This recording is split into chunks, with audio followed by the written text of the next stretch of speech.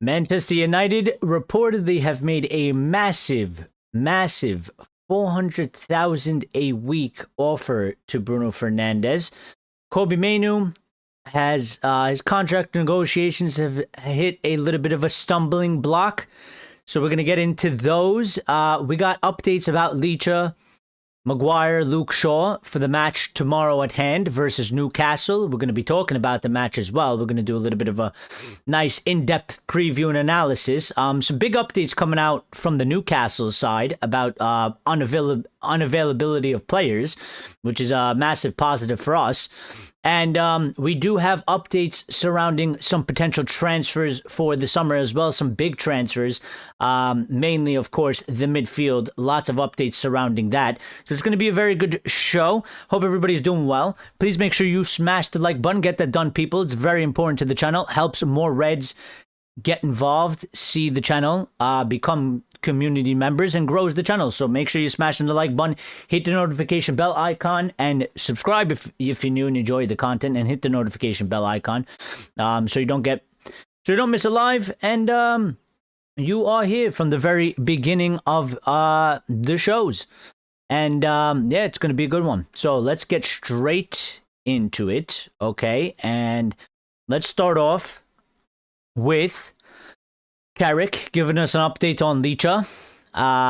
Many people were kind of hoping that Licha would be available tomorrow. I didn't really feel like he was going to be, and I kind of always said if he was going to be available, we can't really rely on him to start the match. I don't think if he was going to be available that he was going to be able to play a lot, because it was too close, too short of a time. And yeah, it was just not, it was just never going to be, maybe we would see the Butcher for 20 minutes or something like that. It was never going to be something that he was going to be in there. And Carrick has given us the update. He was asked about any positive update on Licha, and he said no, particularly, really no. He won't be with us. He's not quite ready for that. We've got one or two we're trying to work to get them back. Mount as well. He's getting a bit closer. So unfortunately, as part of the game, said there's always going to be people out. There's always going to be people missing, but we'll keep working as hard as we can to get them back. So Licha, he ain't going to be with us, unfortunately, which again, there's an update about Maguire. There's an update about Luke Shaw. But Lisandro Martinez has been officially ruled out of tomorrow's trip to Newcastle. And the updates surrounding Luke Shaw and Harry Maguire goes like this from Mr. Michael Carrick, saying on if Luke Shaw and Harry Maguire will be available for tomorrow's match versus Newcastle. We're hoping so. We're working hard towards it. We've still got a bit of time to the game, so we'll see how they feel. It wasn't injury. Both weren't feeling too good. And I guess that's him clarifying a little bit of his remarks, because I was kind of wondering, and I was kind of questioning what he meant after the match against Crystal Palace, where he said they didn't feel too good. And I was kind of wondering in what way did they not feel too good. Injury-wise, sickness-wise, he has updated us in terms of that it is illness and it was not injury, which is actually very positive and good news for Luke Shaw's sake, because he has that injury record and he's done really well this season to not to stay fit and be available, and he's played all the games. He's the only one that's played all the games throughout the season, only player to do so. And he didn't look too well injury-wise, okay? Fitness-wise, injury-wise, he didn't look too well during the game. He came off and did not come out for the second half. But Michael Carrick basically telling us, yeah, it wasn't a physical injury. It was that he was unwell. Him and Harry Maguire were both unwell, both ill, and they both came off for that reason. So that's positive, because that means that both of them do have a way better chance of making the game tomorrow. Obviously, it depends on how their illness and their how fast they can overcome this sort of sickness that they have. He didn't provide any other sort of in-depth details of really what it is, stomach bug or whatever it may be. But we will see. I mean, in the event that neither one of them may be 100%, maybe they'll both be on the bench, or maybe they just can't shake that sort of illness and they just won't be able to participate. And also, listen, if it's an illness, you got to check out to see if it's, contagious of some sort, because you don't want the rest of the team, you'll be traveling on the bus or whatever it is, and be around the teammates on the bench. You don't want them to get ill either. So in the event that Shaw and Maguire don't make it for the match, it will have to be Lenny Yoro and it will have to be Aiden Heaven, because those are the two centre-backs that we're down to. And it will have to be Mazawardi on the left as left back and Delo as right back. And, that's pretty much it for defensive, picks, options, right? I'm sure we'll have like a Tyler Fredrickson on the bench or something like that. Okay. But, yeah, I mean, it's good that they aren't injured. It's a little bit bad that there's a bit of uncertainty, but we will see how that transpires. The match will be tomorrow. We will find out if they have made the trip or not officially. And hopefully, best case scenario, both of them play. Obviously, I like Heaven. I like Lenny. But I would prefer Maguire in there, the more experienced player, and then get in one of Lenny or Aiden Heaven next to him. It's just a stronger situation. And listen, Maz is experienced, and I think Maz did pretty well when he came in at left back. So, if Luke's not there, I think Maz can hold his own. He's played left back before. He's played right back. He is versatile like that. I think it's a better situation, a better scenario than Delo playing left back. I think Maz is probably a bit more comfortable being able to play left back than Delo has in the past. So, but we do have some massive updates. I mean, there has been some big, huge updates. Again, there's been some stuff from the Newcastle side, since we're talking sort of about this.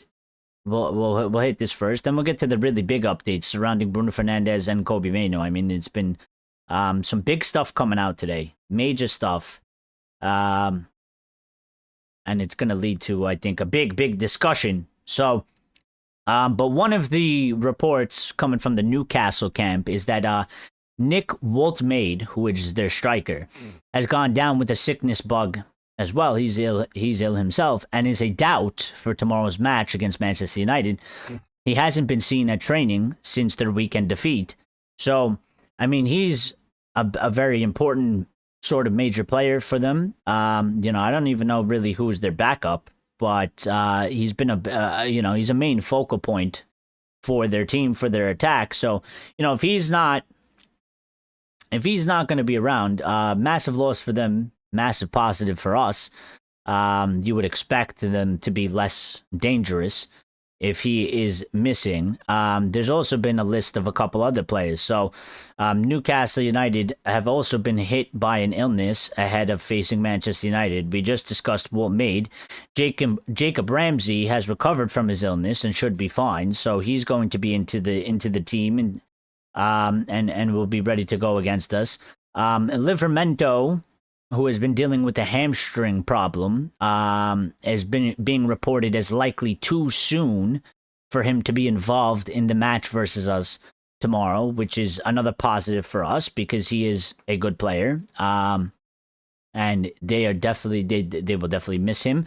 Lewis Miley, Bruno Guimaraes, Emil Kraft, and Fabian Schär are all ruled out. So they are missing a decent amount of important players from their side. So this is positive for us. I still think, even with these players out, okay, and we're not 100% on Walt Maid, he could make sort of a surprise appearance. Maybe they're playing a little bit of games. Maybe Eddie Howe is playing a little bit of revenge for being tricked last time out, and getting caught out by Ruben Amorim. in the last match that we played against him. Okay, and maybe he's playing a little bit of mind games, and maybe will be available, and will play. But I still expect them to give us a tough match. I still expect us to give them, it's going to be a tough game. It's not going to be easy. They'll put up a fight for sure. They're at home as well, so I think that plays into their hand. Okay, but yeah, and what I think there's a bit of a again, I'm not really too worried. I kind of look at everybody sort of beatable at this moment in time, especially with their current form. Okay, and if we go into a little bit of depth here, all right, in the last 5 matches, as we all know, we're unbeaten in 7. Okay, but in the last 5 matches, our current form is win-win, draw, win-win. Yeah, Newcastle's recent form in the last 5 matches is loss, loss, win, loss, loss. All right, now we have no losses in 7. Newcastle have no clean sheet in 11 in all of their Premier League games. 9 out of the 9 last games that Newcastle have played, there has been at least 3 goals. To go with that, 10 out of the 10 last games that Newcastle have played, both teams have scored. So, they're not getting clean sheets, okay? The games are sort of very back and forth. They are very open. I do expect goals. And, it's sort of a positive for us because we have been doing quite well defensively, a lot better than we were before. Our away record is way better than it was before. The last 11 games is a significant improvement compared to the previous 11 games before that. To go hand in hand with that, Manchester United have recovered 9 points from losing positions in the Premier League in 2026, more than any other side. United have lost just 1 of their last 8 league matches after going behind. We have 3 wins and 4 draws, which is a huge improvement compared to the previous 13 games where we were beaten 10 times and we had 3 draws. On top of that,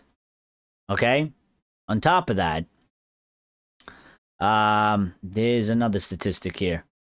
On top of that, wherever it may be,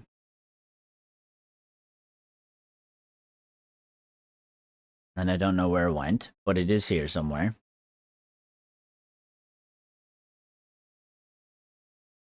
Nope, I lost it. I'll find it later.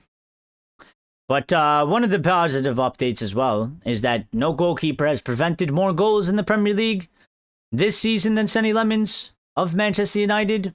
He's averaging 5.2 prevented goals. He's definitely been a game changer. We all know that. We don't need the stats to really tell us. We could use our eyes, but the stats are always nice. And here's what I was looking for. Manchester United have suffered just 1 defeat in their last 11 away matches in the Premier League. 5 wins, 5 draws, which is a major turnaround compared to the previous 11 on the road, where they managed just 1 win, 3 draws, and 7 losses. And we did talk about this once upon a time. Okay, earlier in the season when Ruben was here, our away record was quite diabolical. It was quite disastrous, and it was quite a worry. And we were going into matches. Although we did start getting some decent results. I mean, we did have Liverpool away, and we won that one. And we had a couple other away performances. Okay, I think one against Crystal Palace. And we had a terrible record against them away from home. And we managed to get a win over them earlier in the season. And definitely, we've turned it around. We've been able to get wins, or at least a draw against West Ham. We got a win against Everton. Teams that we lost to or dropped major points to, or dropped all 3 points against. In the reverse fixtures. So we definitely turned it around in that aspect. Okay. Now, we do have sort of big updates here. All right.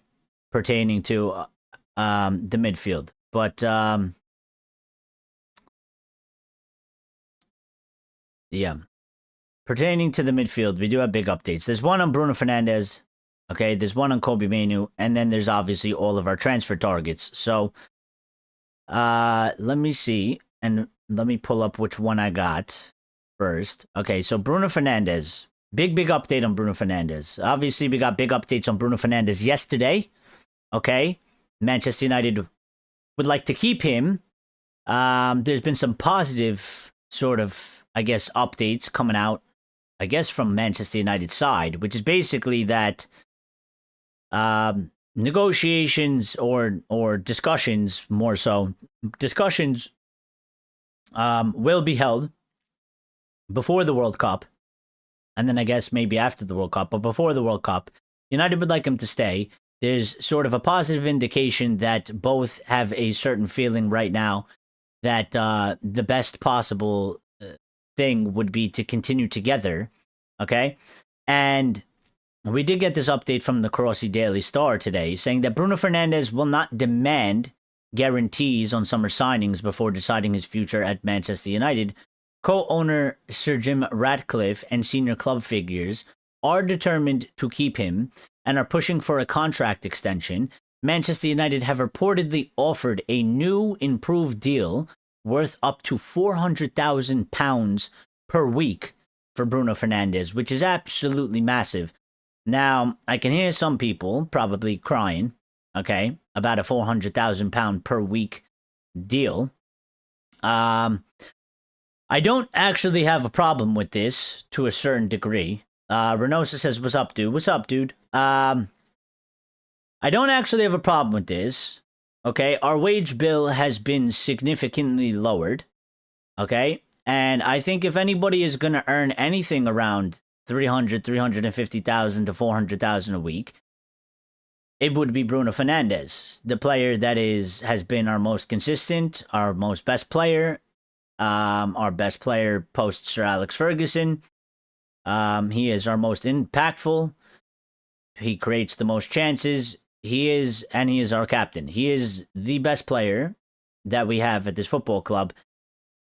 And if you're going to stick with him, and you got to give him that money, I don't think that is, I don't really necessarily have a problem with it. It's not going to necessarily destroy the wage structure. It's not really going to destroy anything. I don't think that there's any negative sort of repercussions from this, even so that we don't really necessarily have to worry about when it comes time to offload Bruno Fernandes.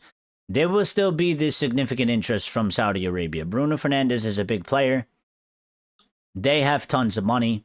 I think if you were to keep Bruno Fernandes here for another 2 seasons or so, when it comes time to go, if he was to go, I think Saudi Arabia will definitely still be interested. They will definitely be willing to pay Bruno Fernandes wage. We know the offer that they gave him was well over 400,000 a week. They'll definitely be able to, to pay that.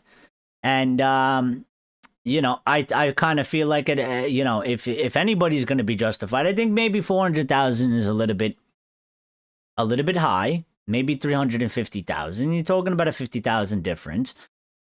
But if anybody's going to get that type of money, it would be him, because he's earned it, because of what he's done for this football club since he's come in, because of the impact he's had, And Renosa says, if anybody deserves a huge wage, it's our captain and our best, most consistent player, and he happens to be both. And I agree to this extent.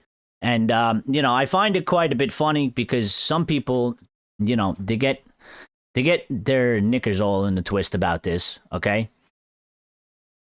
Worrying about the wages and stuff like that. And I would say, listen, if you look at the wage bill and where it is and where we stand, if you take a table of the current wage bill, or what it's going to be, and you put us in a table, we are literally like 6th to 7th out of all the Premier League clubs. So our wage bill is not what it used to be, okay? We are not really pissing away money through wages, all right? And so I think anybody that has a concern or a complaint about that, I mean, I don't really agree with it, and I don't really feel the same way about it, and I think probably they're making a bigger deal about it than it needs to be, all right? I feel like some people look at that and are concerned in the manner of that, like it's their own money, like it's their bank account or something, it's not going to do anything massively negative to Manchester United. We can definitely afford it, and the wage bill, I mean, we're freeing up all tons of time, all types of wages. I mean, Casemiro is going, Rashford's going. That's literally like 650,000 combined. You know, and if anybody's like Reynoso said, and like I'm saying, like if anybody's gonna get that type of wage, okay, it would be Bruno Fernandes. So, you know, and I'm trying to kind of look at the response here to this. All right, and people are saying do whatever it takes to keep him. Somebody said if United can back this up with smart summer business, keeping Bruno would be a massive statement of intent. Losing him, on the other hand, would require outrageous expenses to their rebuild. You know, and you know what? It could be, technically, could be cheaper as well. Could be cheaper to keep Bruno on a certain degree. All right? If you're balancing it out, could be cheaper to keep Bruno and pay him $400,000 a week, maybe for the next 2-3 years, than it is to go and you know, try and replace him and try and replace his output. And maybe you got to spend, you know, 100 million plus on somebody out there. All right.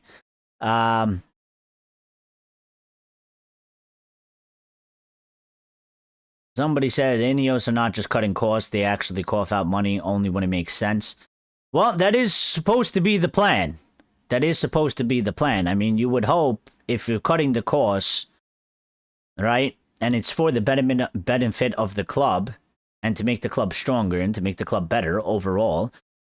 I mean, you would like to cut costs that are considered waste and then ultimately redistribute it into places where it does make sense and where it does benefit the club. So, they said can't afford to lose him. We need to find a player like him or his position within 2-year time. Let's get more good players this summer. And I did kind of say this the other day on the show as well. Like, I think with the fact that we have to do such a massive midfield rebuild, the fact that we're going to lose the likes of Casemiro, who is very experienced and very talented guy, and that midfield is, you know, major reconstruction. I would be opposed to losing Bruno Fernandes during this time, especially where we are, okay?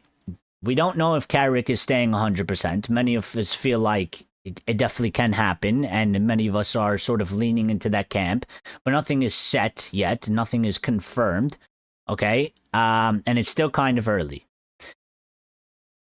And then just with the squad itself, I mean, if we're going to finish third, which we are in the position now to do so, and we have to continue to carry out our job, we're going to be in the Champions League. Losing Bruno would be a massive loss. And I feel like it would be a massive dent into the squad and something that would probably bring sort of a level of instability that we don't really need for next season, because we're already going to have a level of instability in the fact that we're going to have to purchase 2 to 3 new central midfielders, and we don't know how that's actually going to gel. So if we can minimize sort of, you know, new growing pains around the team, around the squad, okay, I think it's beneficial for next season, okay? Listen, the midfield, we have to do it. There's no doubts about it. Bruno Fernandes is one that you don't have to actually do it. You can keep Bruno Fernandes here for another 2-3 seasons. He will be able to provide us at the level that he's been providing for. He's not just going to fall off a cliff.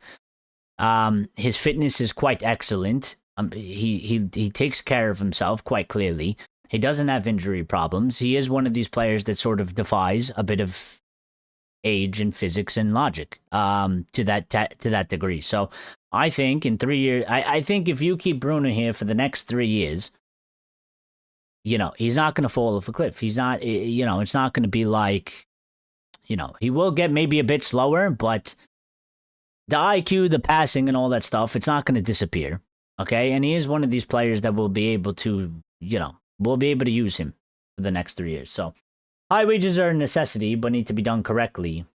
It's a problem when you make risky signings for huge money, or you have injury-prone dead weight on high wages that you can't sell off. like show amount, but if you have a high paid player who's getting you deep into competitions, then they're worth their money. And I think that's also the big distinction between Bruno Fernandes and anybody else. Okay, Bruno Fernandes, in my opinion, I can confidently say he would earn this. He has earned this. Not he would earn this. He has earned this, okay? And there is a big difference between signing, for example, let's say a Jadon Sancho for 80 million, who hasn't done a single thing in a United kit, okay, and signing him for the massive amount of money you would sign him for, and then also giving him an extremely high wage before he's even kicked the ball for Manchester United. That should never be done, okay? That should never really be done unless it is somebody that is, absolutely proven, and it would have to be in their prime. Again, things have to make sense, all right? If you go to sign a Kylian Mbappe, everybody knows Mbappe, okay? And you know what the price is going to cost for Mbappe, all right? And he's going to get a really high wage. There's a reason for that. But if you're going to sign somebody like an Anthony or a Sancho or, anybody else that comes from outside the club that hasn't done anything to the level that Bruno has done, they haven't earned that wage. So I think Bruno does deserve, if we're going to keep him, we're going to have to do something, One, we should show intent. I said this yesterday. We should make it quite clear now. Don't dilly-dally about it. Don't, just blow it off and leave it for later. Don't leave uncertainty to creep into Bruno and maybe make him feel like, he's sort of expendable or whatever when you don't actually think that way. So by making an offer now and sort of putting that on the table to a certain degree, okay, making it known that we are 100% committed to you staying. We view you as absolutely vital. We're not going to, entertain any offers. You are a massive part of the project for the short to medium term.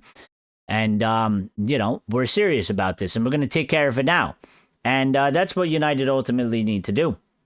And it seems like that's what they're doing. Now, this is coming from the Crossy Daily Star. So, we got to take it with a little bit of a pinch of salt. I don't know if they've actually I don't know if they've actually offered a new improved deal worth up to £400,000 a week. Maybe the fee, maybe the figure is not accurate. And maybe, how, when they say offered how? Verbally, is there a contract sitting there ready to sign? I don't really know about that. I think maybe it's just preliminary discussions, okay, for Bruno Fernandes. But this is, I will take this sort of positive because if you did go back a couple months ago, all right, the stuff that was coming out was quite, I would say, negative if you wanted to keep him. There was a lot of question marks. That interview that released in November when he went to Portugal wasn't a good one either. And he was sort of playing not too well. And he did seem like he sort of was playing like he sort of had a problem, an issue.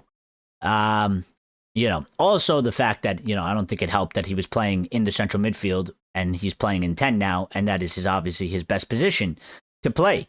So it does feel a part of me, and it's going to be interesting to see how true this is because I've been concerned about the wage structure in terms of how much money we're actually spending on the wages.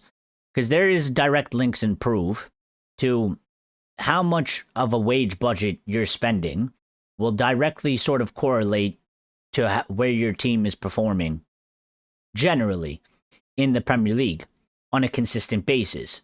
And most of the time, teams that are mid-table in wage structure finish mid-table, and teams that have the higher spending finish higher.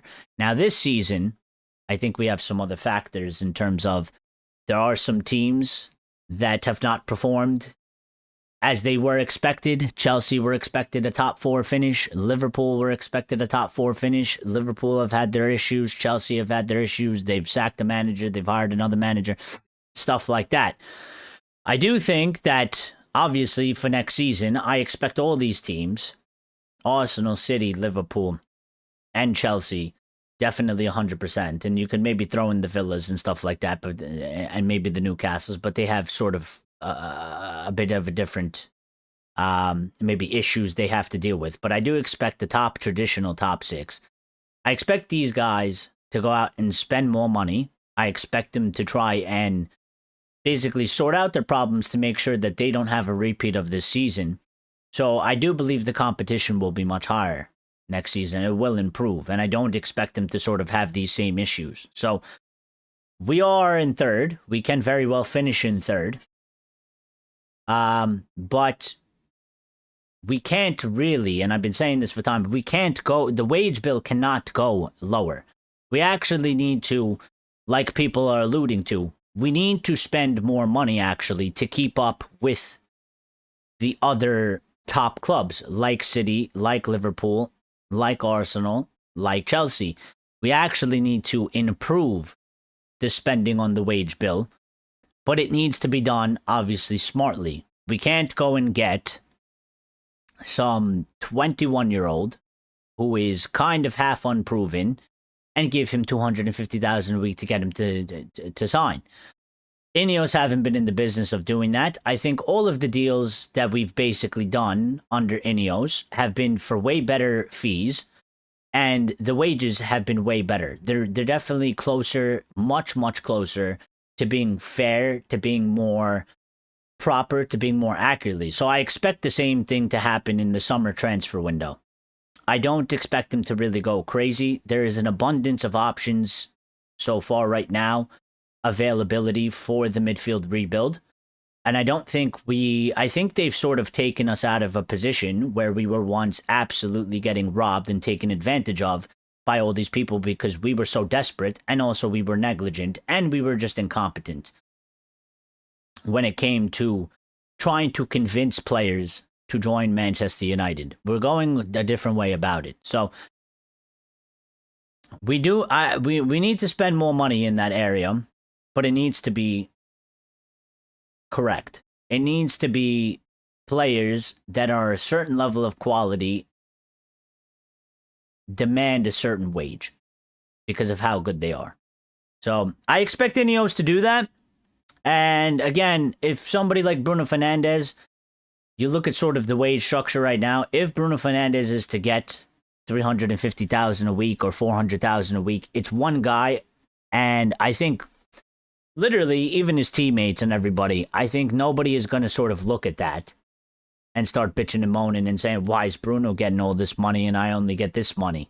But there is sort of another aspect to this, okay? And it's not just Bruno Fernandes. And there's a bit of a problem with Kobbie Mainoo. And there's been a bit of a problem with Kobbie Mainoo for a while with this sort of negotiations for his contract. And it's been ongoing for at least the last 2 years.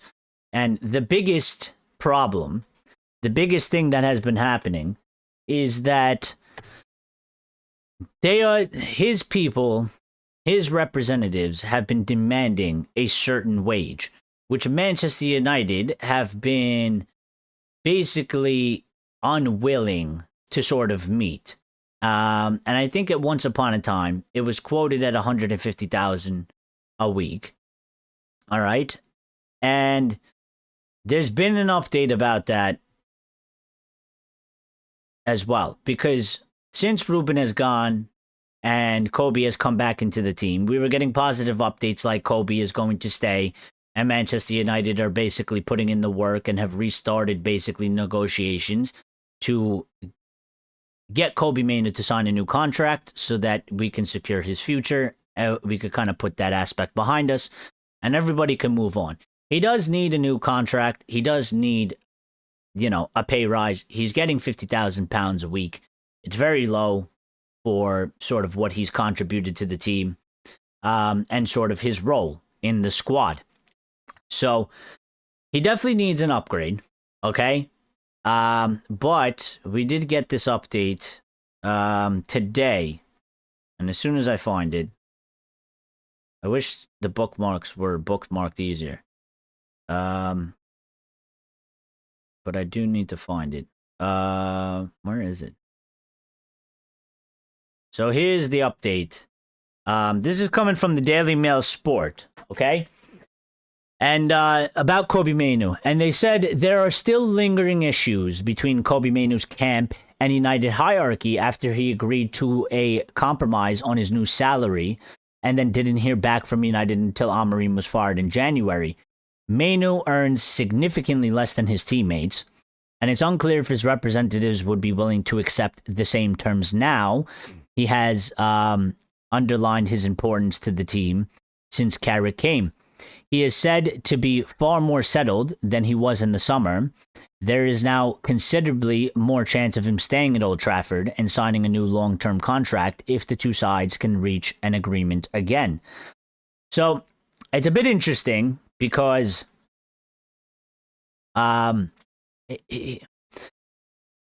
once upon a time, we were getting the reports that I think they were asking for $150,000 a week, which Manchester United were very reluctant and did not want to agree to. And that sort of destabilized the contract talks. Well, then obviously, with the way he was with, under Ruben and not playing a lot, it further destabilized it because, well, there was a lot of question marks over his future, but also him and his people couldn't really, from their side, they couldn't really go to the negotiation table. They're asking for $150,000 a week, and you've now become basically, a bit-time squad player. You're not going to get that money. So everything was basically pretty much on hold. But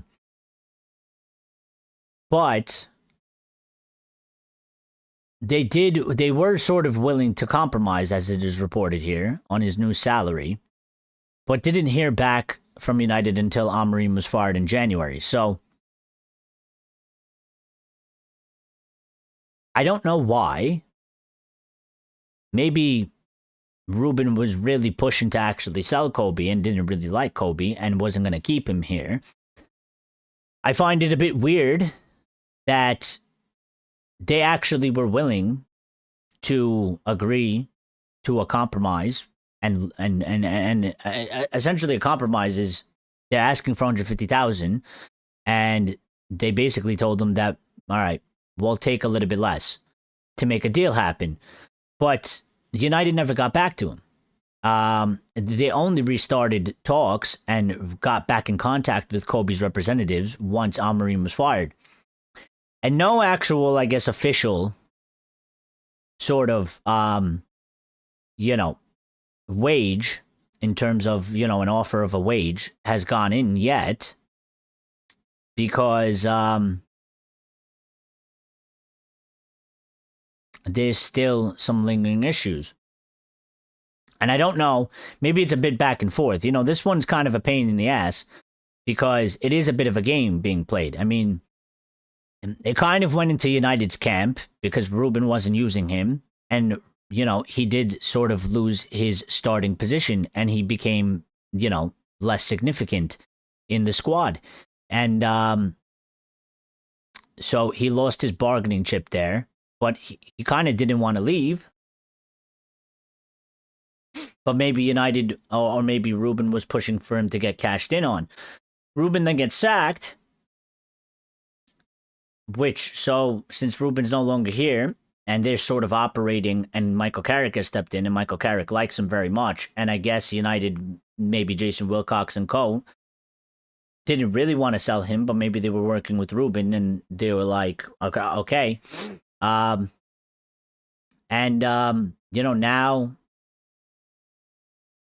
Kobbie is playing a lot more, so maybe his representatives are pushing once again for sort of a, higher wage than what they sort of settled on the compromise for. So I think ultimately, whatever it is, okay, because it gets a bit confusing and it's a bit hard to discuss when you don't know the full picture. And we're obviously quite clearly not getting the full picture here. We're only getting what is being fed to us. I think with Kobbie Mainoo, I think whatever it is, I think, it's probably normal that there's a little bit of back and forth. Negotiations are negotiations. They rarely ever just go straightforward and smoothly. I think obviously Kobbie is much happier now. I think he's definitely way happier under Michael Carrick. If Michael Carrick stays, Okay, I think it's just another big step in that, this will get sorted. I wasn't really worried about Kobbie getting sold before. I ain't worried about Kobbie not staying here. And again, like we were just talking about Bruno, like Kobbie does deserve some sort of a level of wage. I mean, he's been getting underpaid, in my opinion, for quite some time now. And, we do got to give him something that is significant, for his role in the team, and needs to be on a fair level. Shouldn't be anything crazy, I think there can't be anything north of 200,000 a week because he's young and he still has more to earn a higher wage and he will get more contracts. But we can't also offer him 100K. He's on 50. It's doubled. It's 100K, but he deserves more than 100K compared to, what these other guys are getting and what their roles are in the team. He needs to be given a wage that is fair. So I think it'll get done. I don't think he'll leave. And I think ultimately United will figure it out. By the way, there is ongoing matches right now, so we will keep you updated, okay? 3 matches coming to an end here. Bournemouth are 1-0 against Brentford. Everton are winning 2-0 against Burnley. And Leeds are losing 1-0 to Sunderland. Liverpool are playing Wolves, which is the massive watch for us, the one that is the most important, okay? And Wolves are 0-0 versus Liverpool, and it is halftime. Wolves, you got 45 minutes left to do a job. You did half the job. That's carried over. How the match is going, Wolves have 0 XG. Liverpool have 8.21 XG. Liverpool have 6 shots, and Wolves have 0. Wolves goalkeeper has made 2 saves, or needed to make 2 saves, okay? And if we break it down a little bit more, Liverpool have had 6 shots, 2 on target, and 3 off target, and 1 was blocked. 4 inside the box, 2 outside the box. They've had 17 touches in the opposition box compared to Wolves' 5, and 1 foul. They were fouled once in the final third. So, I mean, Wolves are basically hanging on by a thread here to a certain degree. I mean, Wolves are basically doing absolutely nothing but surviving, but they are surviving.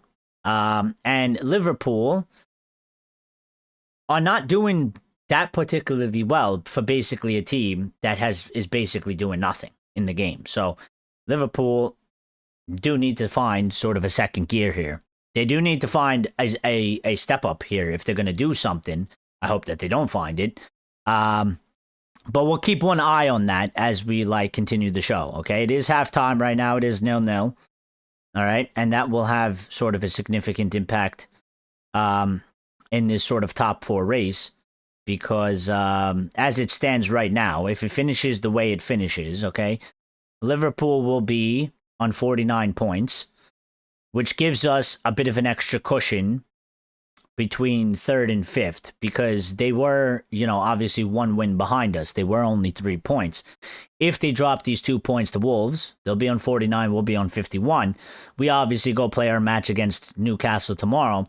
If we happen to not win, whether it's a draw or loss, that will keep us safe in at least being in 3rd or 4th, because obviously Villa are in 4th right now. We are above them on goal difference, tied on points. Villa do have to play Chelsea, though. And that one is going to be super, super interesting for us as well, because that's sort of a 6-pointer between them, okay? And what we would like is, probably a draw, so both of them take each other out, but maybe a Chelsea win wouldn't be such a bad thing either, because Chelsea do have the extremely tougher and a much harder schedule, okay? Their schedule is, you wouldn't want this schedule that they have, and they have to play, just ridiculous fixture list. I mean, they got to play Villa, okay? They're still in the FA Cup. but they're playing Wrexham. All right. They then have to do a match where they got to travel away to PSG. Okay, it's going to be a tough and tiring match. They then have to go play Newcastle in the Premier League, and then they got to play PSG again. They'll be home for that, and then they got to play Everton away from home. They got to play Manchester City. All right. They then have to play us, and they will be home, and we will be away. They got to play Brighton. They got to play Forest. They got to play Liverpool at Anfield. They got to play Spurs. And it's Spurs, I know. But, and then they got to play Sunderland to finish it off. So I think for tomorrow, it would be very good for a draw, because both of them will take points away from each other, which will be very good for us. But also, listen, if Chelsea win, it'll still be good for us, because if we happen to draw or lose, we will still stay in third. Chelsea will maybe get a couple points to close the gap, but they'll still be off of us, and they'll still be, we'll still have a decent, gap here. I mean, if Chelsea win, they'll be on 48. We'll be on 51. If we lose, if we draw, we'll be on 52. So we'll still be a good 3 or 4 points ahead of them. If we win, we'll just keep, the distance what it is now, which is a 6-point difference. So we'll see how that turns out for us. But yeah, we'll keep one eye on the Liverpool match. We'll definitely keep one eye on the Liverpool match. But there is some other big news that we do need to get to and discuss. One update is about Manchester United reportedly frontrunners to sign Mickey van de Ven from Tottenham Hotspur. The defender is valued at £125 million and is expected to depart this summer. I'm just going to stop everybody and everything right there, real quick. There's absolutely no way that we will sign Mickey van de Ven for £125 million. We will not be spending £125 million on any centre-back. He can be valued all they want at £125 million from Tottenham. I guarantee you, if he was to leave Tottenham, he is not going for £125 million to anybody. Nobody is going to pay that money.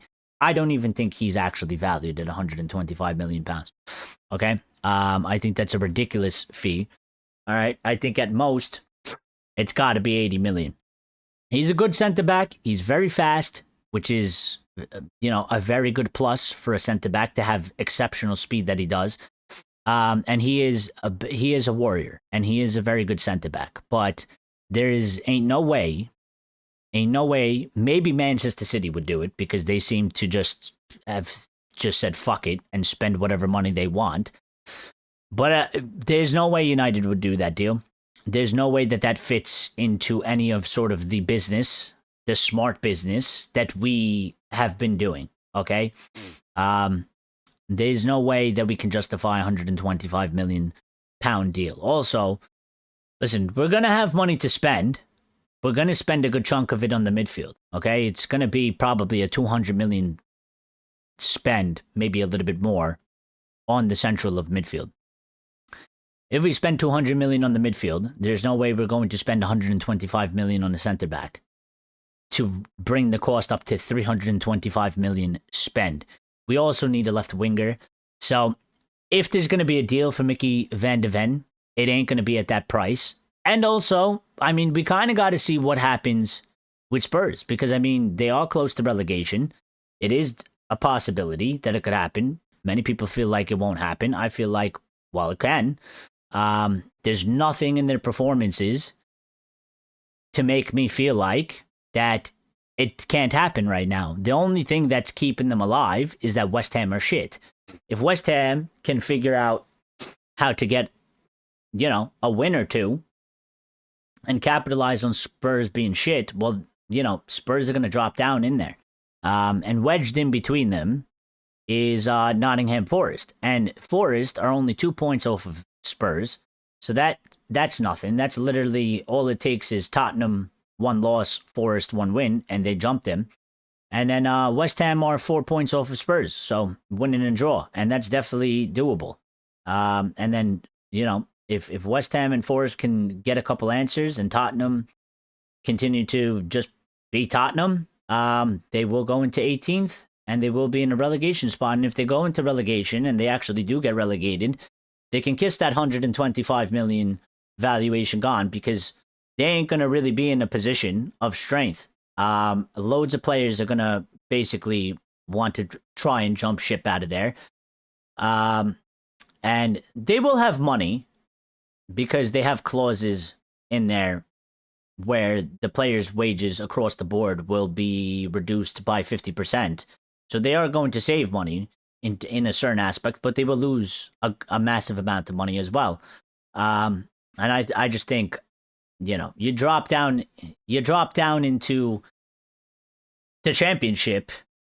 Players like Mickey van de Ven, you're not going to be able to get 125 million for it. It's just not going to happen. So, we'll see on that one. I do think that it's a bit, the source is Live Score. So, what credibility does Live Score have in this? And who's reporting it? I don't know. We'll see. He's been sort of mentioned before, Mickey van de Ven, to a certain degree. But I don't really see that happening. I think obviously for us, it's going to be the midfield, and then it's going to be probably a left winger. And if it's going to be anybody, it's going to be defensive wise, it'll probably be a left back, I guess, or maybe a right back in some sort of sense in that degree. So I don't really expect the centre back to come in this season. I think if Maguire stays, and everybody else is staying, I think we have what we need for centre back. Maguire, Licha, De Ligt, and then you have Heaven and you have Euro. So I don't really see any changes coming into the centre back position. So I would be quite surprised. Now, if he becomes available and Ineos and co rate him very highly, you never know, because these things could happen. And if somebody comes available that they didn't really think might be available, and they deem him a top player, then they might pivot and actually go and spend the money for a player in a position that maybe they were looking to do at a different time or another time. It's not unheard of. And also, actually, you got to be flexible. So you need to be able to do things like that. Somebody told us yesterday, and we did get this report from BBC today, but one of our members, said yesterday that Niko Kovac, who is the current Borussia Dortmund manager, is reportedly on the short list for the next permanent manager role for Manchester United. So, listen, they are still making the short list, and no decision has been made, and this process is ongoing. So there's no real surprise on that. I don't know if we'll actually go for him. He would be one that, as far as I know, he's going to be under contract. We would have to go and pay for it. I would be a little bit surprised, considering the options that are out there, that we don't have to go and pay a club to get the manager out. I would be a bit surprised if we actually go and do this. And also, we don't have the best relation or history with Borussia Dortmund. They are a pain in the ass to deal with. They, have trolled us, have been disrespectful to us on quite a high level. And I don't think they would be very happy, because they would like to keep him. So I don't think that they would make that, necessarily an easy one for us to do. And we don't have a lot of time, really. We do need to get that sort of sorted as quickly as possible. So, he's a decently good manager. Let's just do a little search on him real quick. We'll do a little live search. 54 years of age. He's German. Okay? I kind of feel like our name is being used for this. And it's not true. And it's just to drum up sort of interest, or, clicks, or whatever it is. All right? But his preferred formation is a 3-4-2-1, which I kind of feel like, we were sort of doing that under Ruben, but with everything that's gone on, I would find it really weird that we sacked a manager and weren't willing to do a certain level of a rebuild, or we were trying to change directions under a manager that did play a 3-4-2-1, and they were trying to get him to play a 4-back. What really was the discussion about that? Were they telling Ruben, I was thinking about this the other day, and were they telling Ruben, like, you need to compromise just for this season because the team is probably better suited to playing a 4-2-3-1, and we do have the opportunity to get a top 4, which would put us in the Champions League, will get us more money.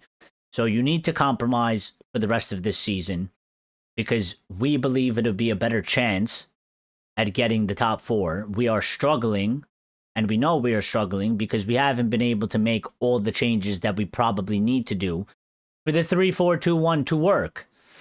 And so you need to play the 4-2-3-1 because the team will just be better suited to it in the time being. Get the Champions League, get the money for it, and then we'll sort of go back to your way when we can have a way better finish, better season, more money. We're having a ton of money come in, and we'll make the team stronger to play a 3-4-2-1 next season. And Ruben just had an ultimate problem with that because he didn't want to. Maybe it was a bit of pride, maybe it was a bit of ego, maybe it was a combination of everything because of all the comments he said. That he wouldn't change it and he would do it his way, and maybe it was a bit of stubbornness, and so it sort of led to that. They bring Carrick in, they're doing this. We did sort of make a movement. We're sort of in between a little bit. I mean, we did get rid of some of our wingers, all right? We did get rid of our wingers. We do need a winger if we're going to do a 4-2-3-1, all right? We got rid of some of our wide players. We never replaced them. We went down the Ruben route, okay? We're sort of in this middle space of we sort of kind of dismantled the team a little bit, maybe not to the full extent that it would excel and thrive in a 3-4-2-1. And the team is a little bit more majorly comfortable in a 4-2-3-1 and probably plays better to a 4-2-3-1 right now. We have a manager, temporary manager, as he is right now, Michael Carrick, who's come in and played a 4-2-3-1. But maybe it's only for the time being. And maybe a manager that does play a 3-4-2-1 isn't totally off of the books going forward. Because again, if we get all this money and we finish in the Champions League, we've sort of already started down that path. It's not like we've totally changed course by playing this 4-2-3-1 in terms of personnel wise. We still have the same group of players.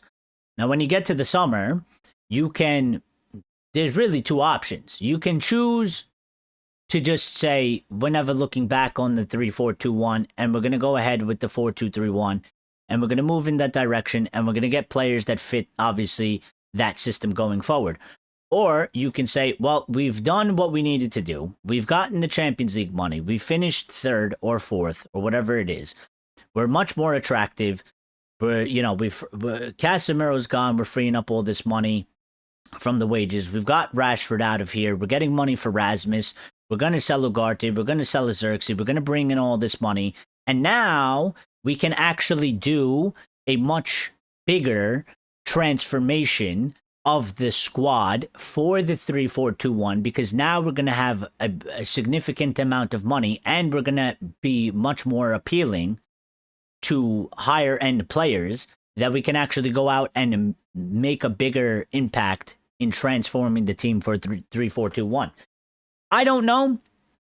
I've kind of felt for a while that they were trying to get Ruben to change, and I always felt like it was a bit like, well, it always kind of felt to me like, well, if you're doing that, you no longer want to go down this path, and you've sort of said fuck the 3-4-2-1, and let's just go back to doing a 4-2-3-1 or a 4-back at the very least, because they're all a bit variations: 4-4-2, 4-2-3-1, 4-4-1-1, even a 4-3-3 to a certain to a certain extent, depending on how you play it.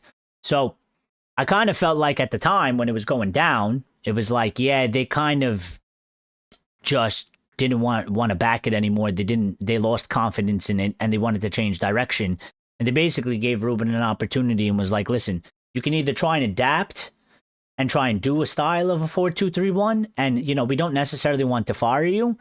We would like to give you more time, but you need to adapt with us. And if you're unable to do that, then you probably have to go at the end. And I think Ruben had probably a bunch of problems with that. So I don't know. Really, it's a bit interesting. It's a bit interesting. Renoso says, I don't know, man. The circumstances that have gotten 3 points in a few of these games wasn't down to how we played. The same with not getting 3 points back when Ruben was here. I think a lot of things have just been going our way. A few red cards our way. Missing a red card against us. A few late goals. That's the way I see it. No, I mean, listen, I think could be. I won't totally dismiss it. But I think little things add up and sort of make big things. And I do think that, listen, I think if we sat here, and I was one of them, I think if we sat here and I was complaining that you bring in a manager like Ruben Amorim to play a 3-4-2-1, and I said it doesn't make sense to bring in a manager like Ruben to make the massive change that you're going to make and not have the money to back it and not do it properly. And that aspect still makes sense to me, and I still think it holds true. And so if I'm going based off of that, I think it does make sense that if the team wasn't to a level where they can succeed in playing a 3-4-2-1 to the demands of Ruben, which might have been very high, might have been very strict, and might take, some special players in some certain positions to ultimately get the job done and have a certain level of quality and certain level of characteristics. If I felt like that was true, then I think it has to be true as well that, well, if we only made, let's say we made a 25% change for the team to be able to do the things under that 3-4-2-1. Well, that means that, 75% of it was left sort of untouched, which would make sense that if you revert back to a 4-back, or if you revert back to a 4-2-3-1, the team should be able to play slightly better, slightly improved. They should be more comfortable with it. And I think also with the stuff that we've been receiving, where there has been reports that Carrick has sort of come in and simplified it, him and the coaching staff have come in and simplified it a little bit more, and Ruben was maybe a bit complicated. I do think that these things have impacts. So I think both can be true. I think maybe there is some stuff going our way. But I also think that definitely the changes definitely have to have some sort of a level of impact, for sure. And now that this report's coming out, because there is a couple managers that are on the list that could potentially play or do prefer to play a 3-back. And I just always kind of sit here and think, well, if they totally were just like, we're never doing a 3-back again, and they're completely against it, and they want to sort of, pivot away from that and just be like, we should have never done that. We're going to go with a 4-2-3-1. Well, that you wouldn't consider, or you wouldn't have any manager on your short list that plays a 3-back, would you? You would say, well, he plays a 3-back. We're not looking to do that anymore. He doesn't fit the requirements for the job. We need somebody that plays a 4-back. So we can't consider them a candidate because they just don't play that shape. Unless it's a bit open and maybe they're not closed one way or the other. And they will either get somebody that plays a 3-back and maybe continue down what they started with Ruben once we're in an improved financial situation and standing, or they could just continue with the 4-back. So, new contract, please. Kobbie Mainoo, Bruno Fernandes, Maguire, says Lucky Singh. Ray says give Kobbie 125,000 a week. Well, listen, on Kobbie, we need a little bit more details because we don't know what's being offered or what's not being offered. Because I'm pretty sure once upon a time, okay, earlier at some point, Kobbie Mainoo's people, all right, were asking for, I think it was 150,000 a week. And I'm gonna Google it here. Okay, I'm gonna Google it here. We are locked in a stalemate. Okay, Kobbie Mainoo.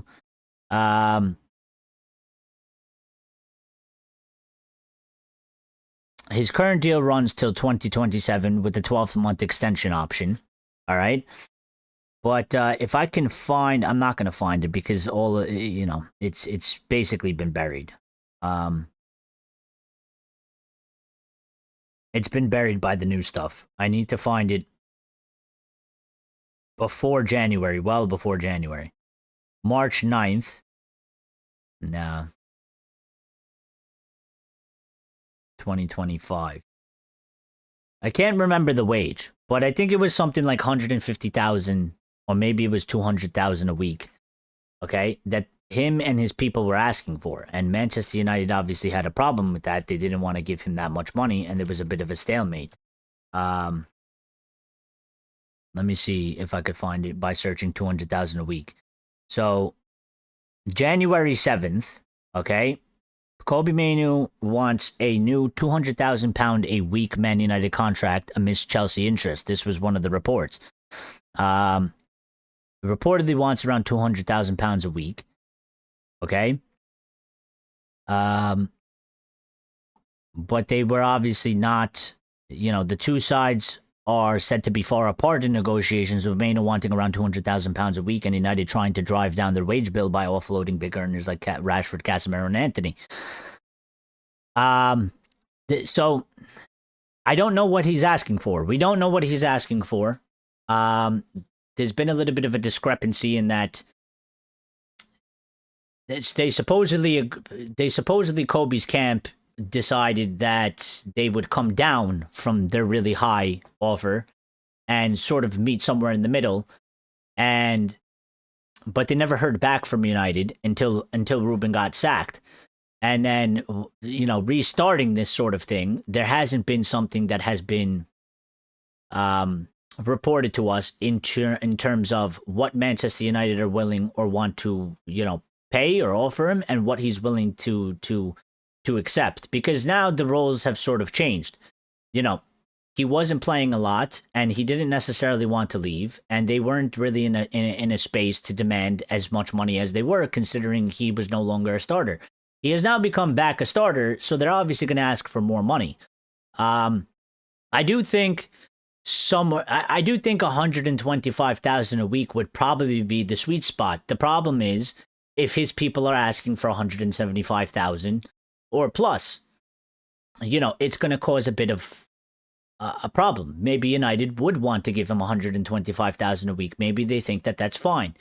But maybe Kobbie's people don't want to accept that, and maybe they're asking for more. So I ultimately think, listen, him being on 20,000, 25,000, 50,000, whatever it is he's on, I think, again, we can't go near 200,000 a week. I think for a 20-year-old at his age, I think it's I think it's a bit too high, and I think he still has a lot left to earn.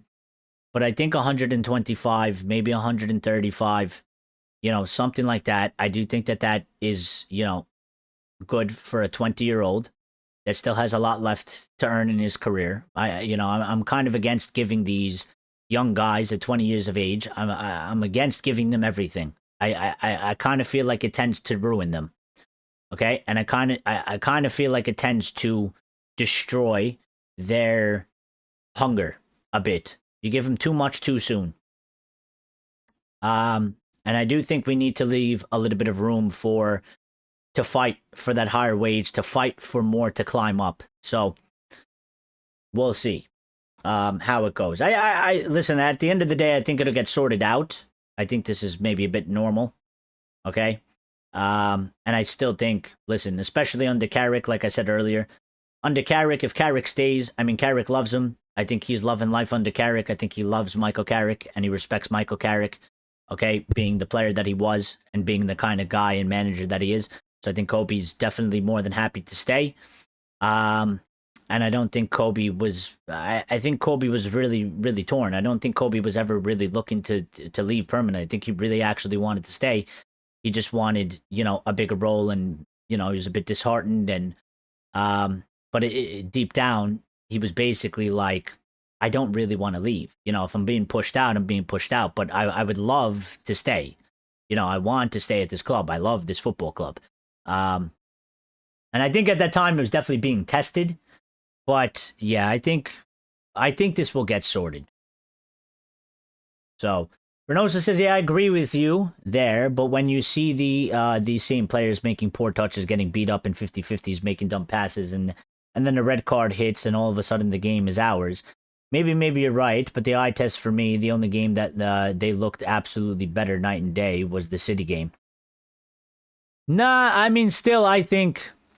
Listen, I've always said that this team can only hit a certain level, and I think we're there's circumstances, sure, but I think we're seeing sort of the level. I think the level is this team would never be able to get first, not with what we have, and we definitely need improvements, and we need better players. And again, I understand what you're saying by you see the players making poor touches sometimes, getting beat up in 50-50s and making dumb passes. It's true. It's true. It definitely does happen. And that's why I think there's only so high they can go, and which is why we would need improvements. But I think you look at it now and you look at it before, and I think there was, listen, for me, like I said, I think we're not totally dominating matches. It's not happening. And Carrick's come in and it's, 8 matches, and it's a short time to sort of turn everything around. And you're not going to solve every problem because some of the players are just, that's what they are. There's some of the players. They're not going to be able, they're not going to be able to do certain things that other players that are at a higher level that if you bought them and bring them in are going to give you, especially not in the short term. So they still have their issues, but we fixed different things. So for me, like when I look at the matches, I would say there was a lot of matches where, we were making poor touches at a higher percentage, 65, 75% in the match, in each match. We were getting beat up in 50-50s at a higher rate. I think that rate has come down. It's not perfect. It's not totally solved. It's not like the answer to all the problems, but I think it's leveled out some things, and I think it's definitely contributed to some of the improvements. In the performances. We still obviously need to go out into the transfer market and get new players and get better players. And then the players that we have, belief in, that we look at and say potential, that's only going to come with time. I mean, players like Kobbie Mainoo, players like Benjamin Sesko, right? Even, somebody like a Patrick Dorgu or like a Lenny Yoro or Aiden Heaven. These guys are young guys. As we progress from season to season, you expect them to, or the plan is for them to get better, to get stronger. There's some guys in there. And even with the team, I mean, Bruno is a very experienced player.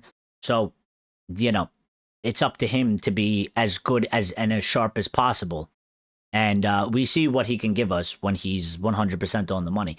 There's other players out there that are a bit sort of all over the place. I mean, Delo, right? He can be very good on his day, but he could also be very bad on his day. The inconsistency kills him. There's not much you could do about that in terms of he's either going to find it and sort that out, and that's up to him. Nobody can really, nobody can really do anything on that part other than really him. He's got to sort that shit out, and he's either going to do it or not. If he can't do it, then, there's somebody out there that can perform at a higher level than him more consistently. Well, then he gets replaced. There's other players in there like, obviously Ugarte doesn't look like he's quite that good. And, maybe Xerxes as well. And they don't have a spot. They got to get out of the team. You got to get new players in. So I think there's been slight improvements in the team because, as I've always argued, we didn't have the money and we didn't do enough. And what we were doing under Ruben was a massive, massive change. And it takes a lot of time and it takes a lot of money. It was the reason why Liverpool didn't hire him, because it was going to take a lot of time and a lot of money. And I think what we did under Ruben, with the amount of players we got in and trying to transform the team to play in that system when we played another system, I look at it and I say, well, it's at a low rate. I would say it's at the minimum, it was below 50% for sure. So if it's below 50% and you go and you play and you change it back to a 4-back, I would expect the team to perform better than what we were doing at over a rate of 50%. And that's how I see it. We need to start acting like we are a top team again, no mid-table team. Well, for that to happen, we need the performances to translate on the pitch first. We need to get the money in, and then we need to spend the money properly.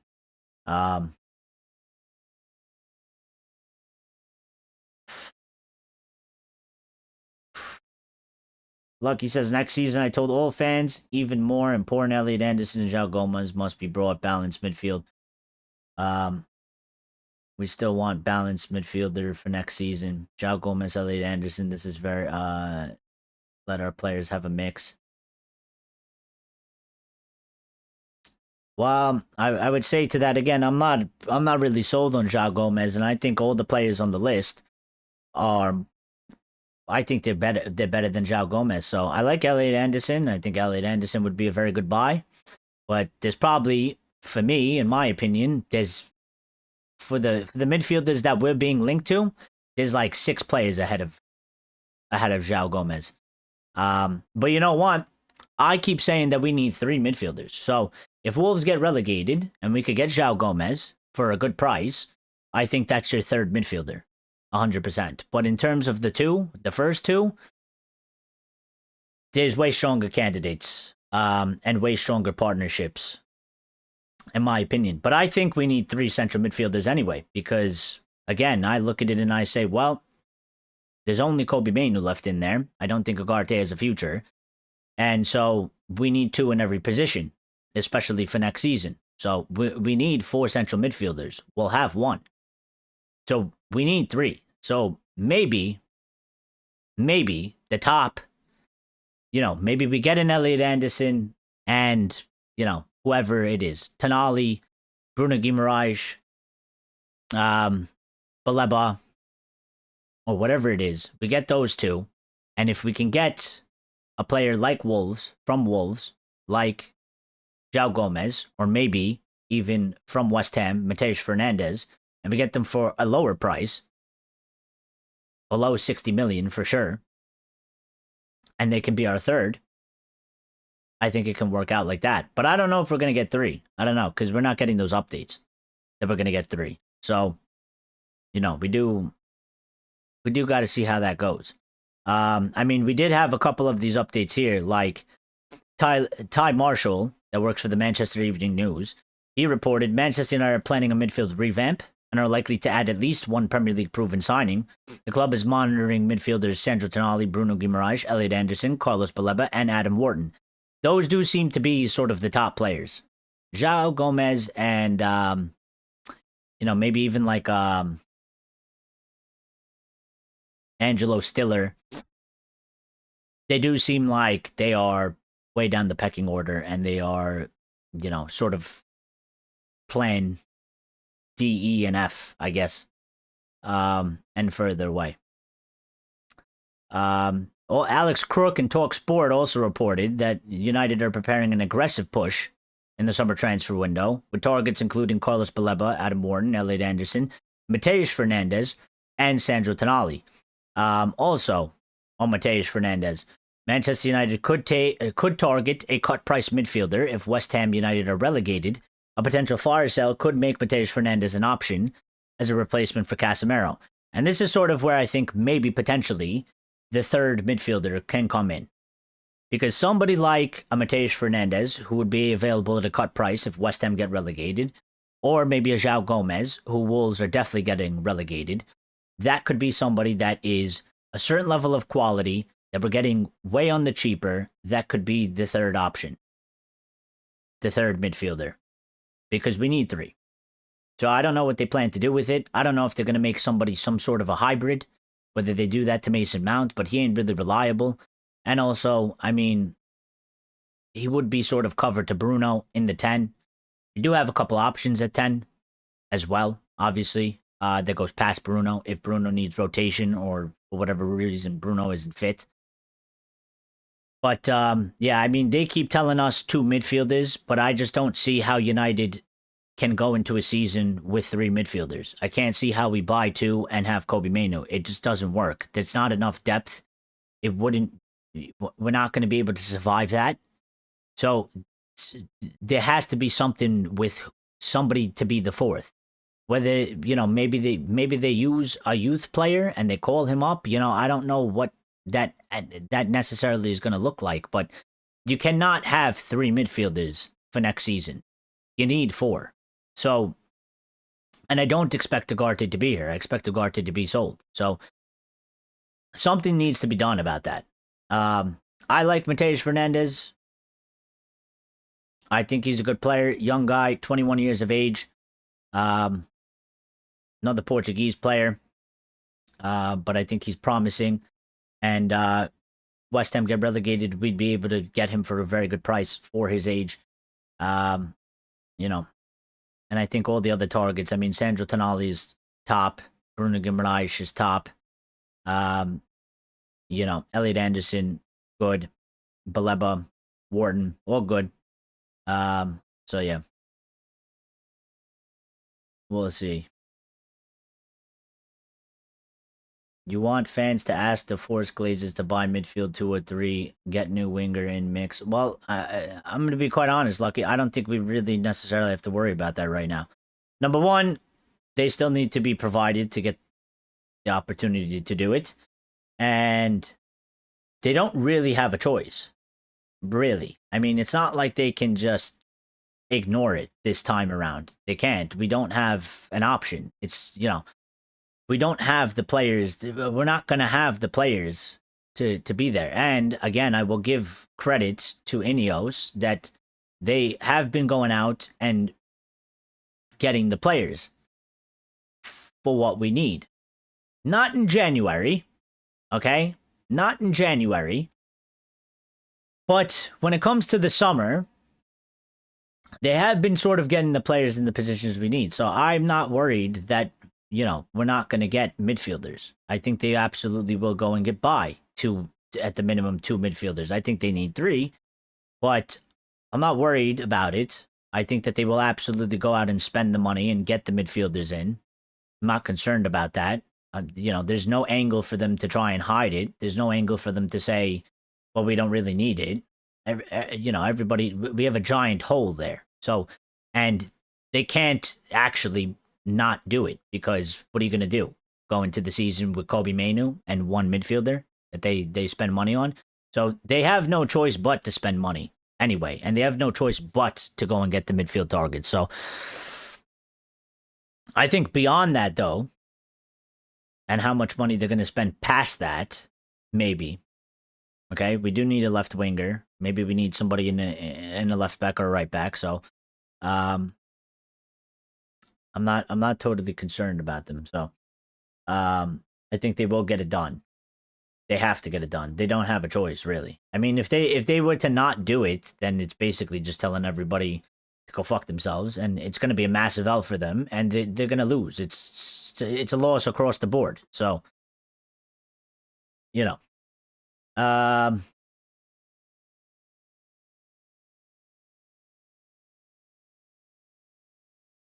Matheus Fernandes, Elliot Anderson, make Mason Mount a hybrid 10. Well, he's not a hybrid. Well, hybrid 10. Well, he is a 10. It would make him a hybrid 8.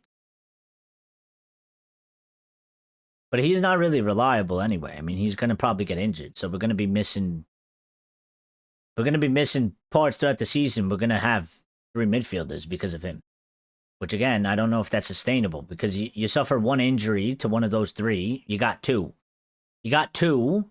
We're going to have to call up some youth player and probably use them, which won't be ideal. Because, I don't know, let's say we're in the Champions League. And Mason Mount's injured. And one of our other central midfielders is injured. And we got to go play PSG in the Champions League or something like that. Well, that's not ideal. We're not going to have substitutes. We're not going to have the level of quality. They'll probably have a full bench. We'll have a bench that's on its knees. We can't really afford that. So they got to go and take care of... we need depth. We need quality depth. So I'm expecting them to get 3 midfielders. They're not reporting it. They're not really saying it. They're sticking to this 2 midfield sort of thing. I mean, they more loosely say midfield revamp. I think midfield revamp has to be three midfielders. Has to be by default. Because we just don't have it. So we'll have the money. You know, I don't want to hear them complain about not having the money. We're gonna have the money for sure. The money is coming in. 100%.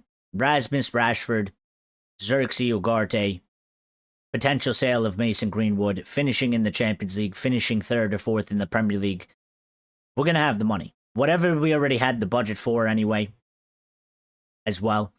You know, massive money being freed up from the allocations of the wages of just Casemiro and Marcus Rashford alone is $650,000 a week. You know, $650,000 a week. Okay? It might be a little bit more. It might be 675. Well, let's just do 650,000 a week. Okay? Times 52 weeks. We're saving 33,800,000 pounds a year from getting Rashford and Casemiro off of our books in wages alone. We're also getting 30 million or 25 point whatever it is from Rashford, which is pure profit from the FFP, or whatever. It's pure profit because he's an academy player. So that's going to do wonders. We're getting the money from Rasmus automatically because Napoli are going to finish in the Champions League spot. And then there's interest in Xerxes. There's interest in Ugarte. We'll sell them. We're going to have at least... We should be able to spend, realistically, 300 million. Realistically.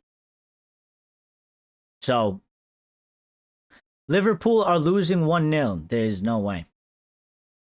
Let's go, Wolves.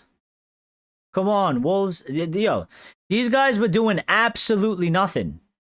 Wolves. At halftime, they had absolutely nothing going for them. Absolutely nothing. In fact, Liverpool... let's put this in perspective. At halftime, okay, Liverpool had an XG of 0.2. They had, I think, like 2 big chances or 1 big chance or something like that. They had 6 shots total, and I think they had 2 on target, okay? Second half, it's the 80th minute, by the way. XG for Liverpool is 1.2. 2 big chances, 14 total shots, all right? And they haven't scored. And actually, they've conceded. They've missed 2 big chances. They got 43 touches in Wolves' box compared to Wolves' 6 touches in Liverpool's box. And Wolves are leading. I mean, absolutely fantastic. Absolutely fantastic. Rolling. Big result. I mean, listen, even if Wolves win, it'll be even better because we could just, we'll laugh. We're going to laugh either way as long as, Liverpool don't win. We'll laugh either way. So, I got to get this on my TV here. I got to get this on my TV. But yeah. But listen, anyway, well, I'll probably get out of here because I gotta go take care of some things. I'm starving. I need to eat. Okay. We will be live tomorrow for the match. Okay. We'll be live an hour before the match. funnily enough, our match starts at 8:15 p.m. UK time. Okay, we will be live at 2:15. I mean, that's 2:15 American time.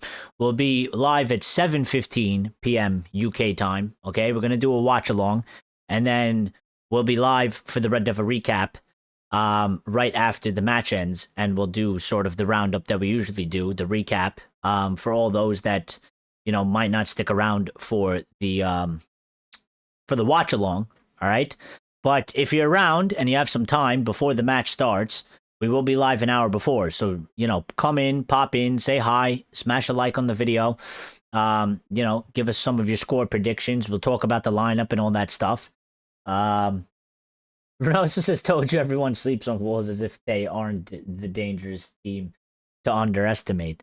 Well, I mean, listen, I've been saying as well, like, I give them credit, and the manager that's taken over, I've give them credit. It's 1-1, by the way. Mohamed Salah has just equalized in the 83rd minute, so that was short-lived, unfortunately.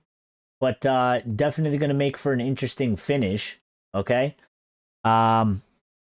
I gotta get this game on the TV. But I do give Wolves credit because, listen, Wolves have absolutely nothing to play for. Okay, they got absolutely nothing to play for, and they could just literally go up on the pitch, not try, and get battered 3, 4, 5, 6-0 every game. Because I mean, this season has been done for quite a long time. And they've been putting up fights. So, and they don't make it easy anyway. They don't make it easy. I mean, they're shit. They're not getting wins, but I mean, look at the formation they're playing, okay? They're playing a 3-4-1-1, which I'm sure when they don't have the ball, which is a lot, okay, they're basically playing a fucking 10. They're playing an 11 back, okay? They might not beat you, and maybe they sneak a goal from a corner. Maybe they hit you with a counter. All right. But when you're playing an 11 back and you got people in there trying, it's not easy to break down. It's not easy to win against. It's not easy to get points.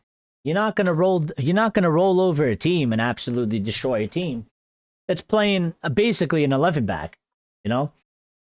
Wolves give them a gift. Well, that's why they're shit, and that's why they're at the bottom of the table, because they do things like that. You know what I mean? And they also are kind of shit at scoring. Even they managed to score this goal, okay? Wolves have 34% possession, and they still have an XG of 0.3. And they had one big chance, and they had one shot. One shot. One. They had one shot.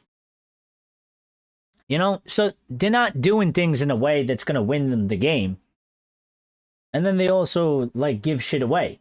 But Wolves here, we'll end the show with a bit of a hate watch, okay? There's about 5-6 minutes left in the match. All right? Wolves here have a corner. If they were that bad, they'd be losing 3 to 5-0 every week, but everyone that faces them leaves with a fat lip and a bloody nose even when they win the fight. Well, I mean, listen, they are sort of that bad because I mean, they have the worst amount of points I think we've ever seen in the Premier League. Wolves, I mean, see, that was shit. Yeah. They had an opportunity there. He goes to chip it over Allison. And that was shit. No, but they are shit, though. I mean, they are shit. It's just the fact that, they do put up a bit of a fight. Okay? I mean, but listen, they're absolutely horrible. You can't be minus 31 goal difference and have 14 points and have what? You got 2 points. They're really doing it out of pride. They're like a poor man's Mourinho team. Well, but that's what I'm saying. I give them credit because they're doing it out of pride. Okay, they're doing it out of, I guess, respect for the club, respect for themselves. But pride and respect can only take you so far. So, I mean, they are shit to why they are where they are. It could be much worse, because if the players went out there and said, yeah, fuck this, and we don't care, and the season's over, and I can't be bothered, they would be getting destroyed 5-0 every match. You know, and that's sort of, we had problems like that, okay? We had way more quality. Obviously, our players, our teams had way more quality than Wolves have ever had. But you obviously see it. When you have players out there that don't care, that can't be asked, that can't be bothered, we get fucking embarrassed. Right? So, they are where they are because they're shit, but I do give them credit because they will put up a fight. They're just not very good at winning matches. They're not very good at scoring goals. And they're not very good at defending. They have 2 wins for the season. They have 8 draws and 20 losses. So, I mean, the quality is really, really down there.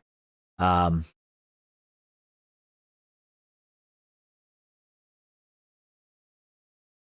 feel like they're going to fucking bottle this. Wolves. Liverpool have come with maximum pressure. All right? And it's going to be a long, whatever it is, next 8 minutes.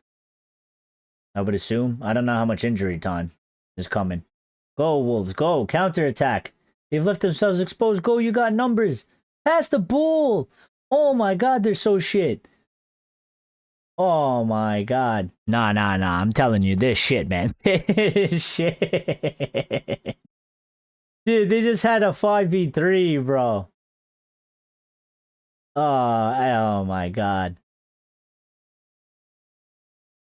This is why they are where they are, bro. Because they can't score goals.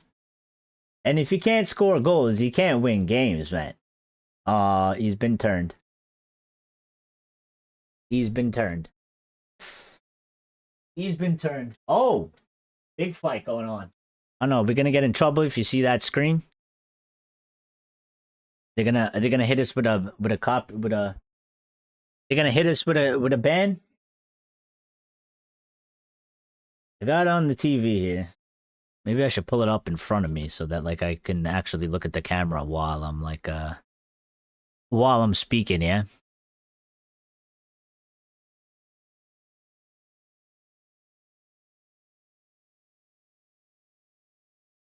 Let me pull it up in front. Time is it, by the way? Okay. My point is every team wants to laugh when another team has trouble with them until it's their turn. Well, that's why we laugh at them then.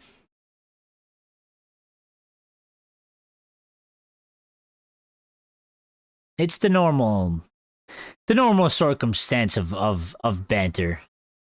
You know what I mean? That's why we bantered them back, you know? They can hit us for it. Go ahead. That's why everybody sort of talks shit in that moment. You know what I mean? Because they can. Because something bad happened. But then when it's their turn, well, guess what? And actually, in fact, you know, it goes more against them because then they look like fucking idiots. All right? Because then we definitely hit them back and be like, yeah, you gave us shit for, you know, beating Wolves and then maybe tying Wolves. And you guys then fucking lost to Wolves. All right? And you couldn't even beat them. Hold the mirror up so it's reversed and we good. They might hit us for copyright. 6 minutes of injury time has been given. Liverpool's got a corner. Maximum pressure is here. Bro, don't let them score, Wolves. Don't let them score. They don't... I'm tired of them pulling out this bullshit at the end, okay? There's been a few results that they've had this season where they fucking steal it in the last second of the game when they've been shit or they haven't been good enough to actually get the win. My thing is like, yeah, I mean, Wolves are going to secede everything. Sure, you might have a high XG, but like, bro, if you couldn't put in more than a goal past Wolves, well, then you don't deserve to win the game, do you?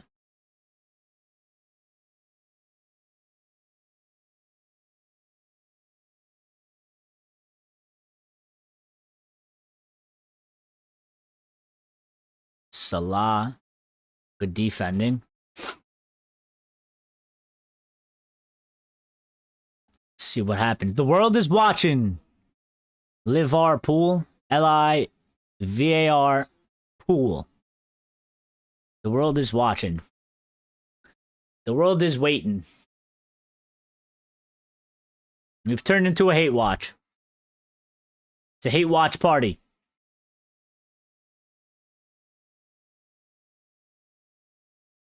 Long throw comes into the box. Keeper comes for it. Gets a punch to it. Cross comes into Van Dijk. Oh my God, right at the keeper. That's right, Van Disney. Pack it up.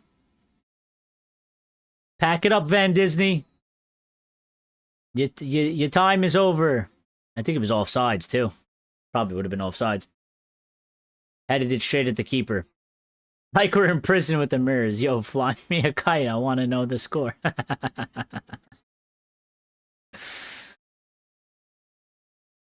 Running out of time. Wolves need to fucking get this ball. No foul. Wolves do pick up the ball. Go! Oh my God, what are they doing? Dude, Wolves are fucking pissing me off, man. What are you guys doing? Give it to the winger, bro. He's in fucking 20 yards of space. Have a go, lad. Oh, he slips and falls. Turn, bro, turn. Pass it back. He's gone to the corner. He's been dispossessed. You know, they might do us a favor here, but they're really pissing me off the way they play. To the point where, you know what? Oh! It's gone in! Wolves! They've scored off a deflection! Let's go! Come on! Get in there! Get in there! Let's go, Wolves! Yeah! Yeah! Oh, no fucking way! Wolves again! Wolves again! Deflection off of Joe Gomez. Into the back of the net. Left Allison completely wrong-footed. Nothing he was gonna do about to save that one. Arnie Slot with tears ready to come out of his eyes and down his face. And this is why you just have a go, lad. Was it Gomez that scored? No, well, Andre Gomez took the shot. Yeah, and it deflected. It was a shit shot, okay? I mean, like, it was going to be a shot that Allison was going to save. And it was on the ground. It was low on the ground. And it hit Joe Gomez. Like, off his shin or something. Or his ankle. And it fucking popped up. And Allison went down to save it. It popped up, went over Allison, and went into the goal. So, basically, Andre Gomez has kicked it off of Joe Gomez. And goal. And 2-1 to Wolves. There's probably going to be a little bit of... Ray says 2-1, Wolves, 94 minutes. I'm watching it now. We've turned into a hate watch. We've turned into a hate watch along. Okay? Hate watch party. He's probably going to go over 96 now because of that. He's probably going to have to add at least another minute and a half unless he just wants to be cool and, you know, end it at 96, but I don't expect the referees. I expect the referees to be part of Liverpool, okay? Just changed teams for the day, boys. Gonna go home and watch the documentary on Wolves. I'm buying a fucking Wolves jersey. I'm buying a Wolves kit.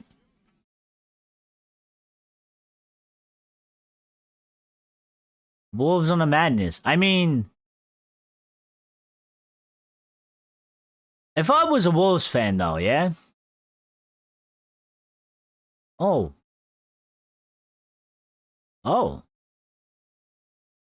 96 minute. It's officially hit.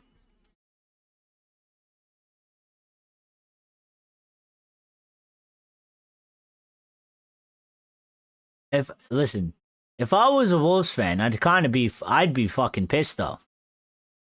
To a certain degree. Chiesa takes a shot. Wolves goalkeeper doing theatrics, dropping the ball before he picks it up. Dribble to the side, picks it up with his foot. He launches it long out to the left wing. Wolves fans on their feet screaming. Bueno is trapped, does well against 2 people, takes on 3 people, fouled. And Wolves get a free kick inside Liverpool's half. McAllister is fucking pissed.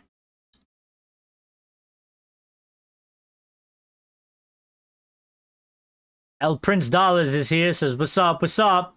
We hate watching Liverpool right now. We had to turn it on at the end when Wolves took a 1-0 lead and then they tied it up, and you just knew it was gonna be interesting. Let's see how much time he's gonna give. It's already the 97th, 30 seconds, a minute and a half over. Still ongoing. Referee has blown for a free kick against Wolves. No, for Wolves against Liverpool. In Liverpool's half. And I would advise Wolves, do not send this ball into the box. Smart. They play it short. It's over. Wolves win 2-1. Liverpool lose. Liverpool, Oni slot, stay where you are, bruv. Stay where you are. You thought you were going somewhere? You thought it was gonna be an easy win? You thought you were gonna keep up with us? You thought fucking wrong. Alright? Liverpool with the L. 48 points is where you stay. 5th place is where you stay. Where you belong. Alright? Excellent result for us. Very good result. Because this gives us an extra cushion. It gives us an extra cushion for tomorrow. Just in case we don't win. Whether if we lose or if we draw. But it also gives us another big opportunity tomorrow. It gives us it's another one of these. And it's going to keep happening until separation is made. But this is another big opportunity. Because if we win, we're on 54. We're making that gap bigger. From Liverpool and from Chelsea. And depending on what Villa do tomorrow, and it is a 6-pointer between Villa and Chelsea tomorrow, okay? We can make we can get a gap from Villa as well, because they're on the same points as us. So, absolutely massive. Shout out to the Wolves players. You might be shit, but today you're not shit. Okay? Today you guys are world champions. All right?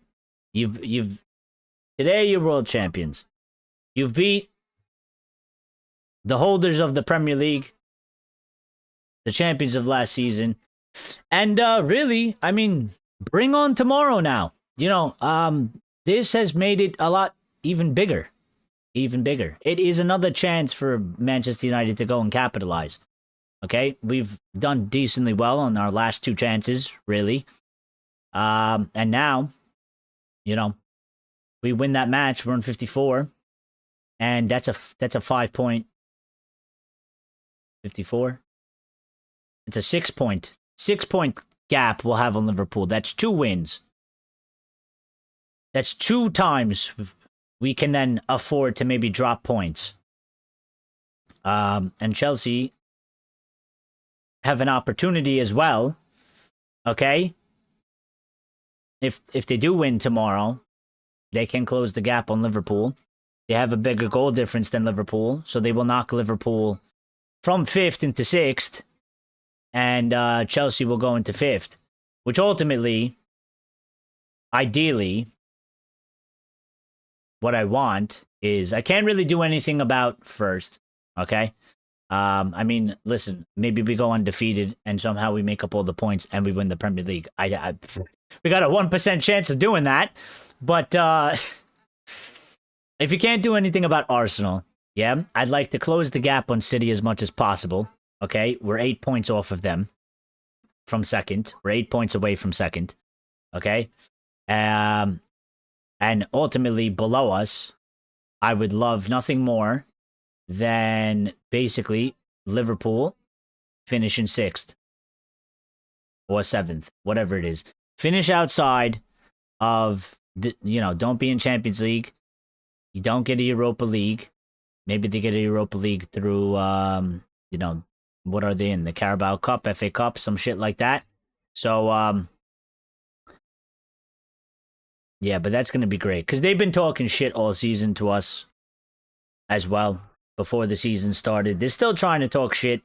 You know, they were talking shit about Sesko. They were talking shit about Cunha.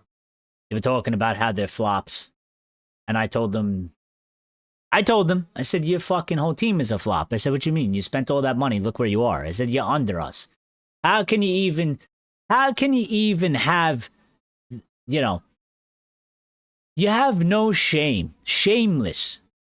Shameless people. Shameless. You're below us. You're below us. And you're going to talk about Cunha? You're going to talk about fucking Sesko? Shameless.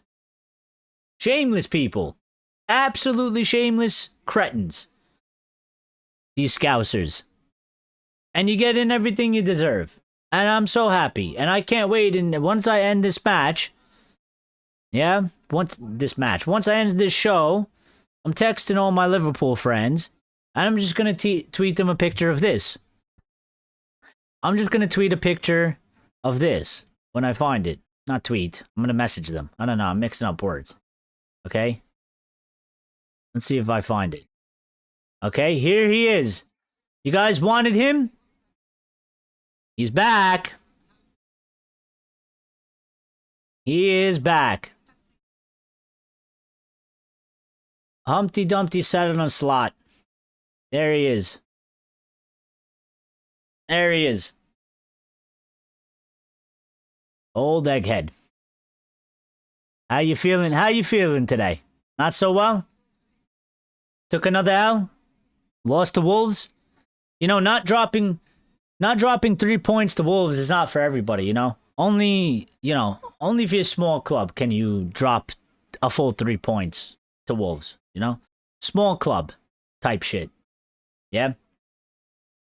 Humpty Dumpty, Slotty, sat in the wall. Humpty Dumpty, Slotty, cried because he had a big fall.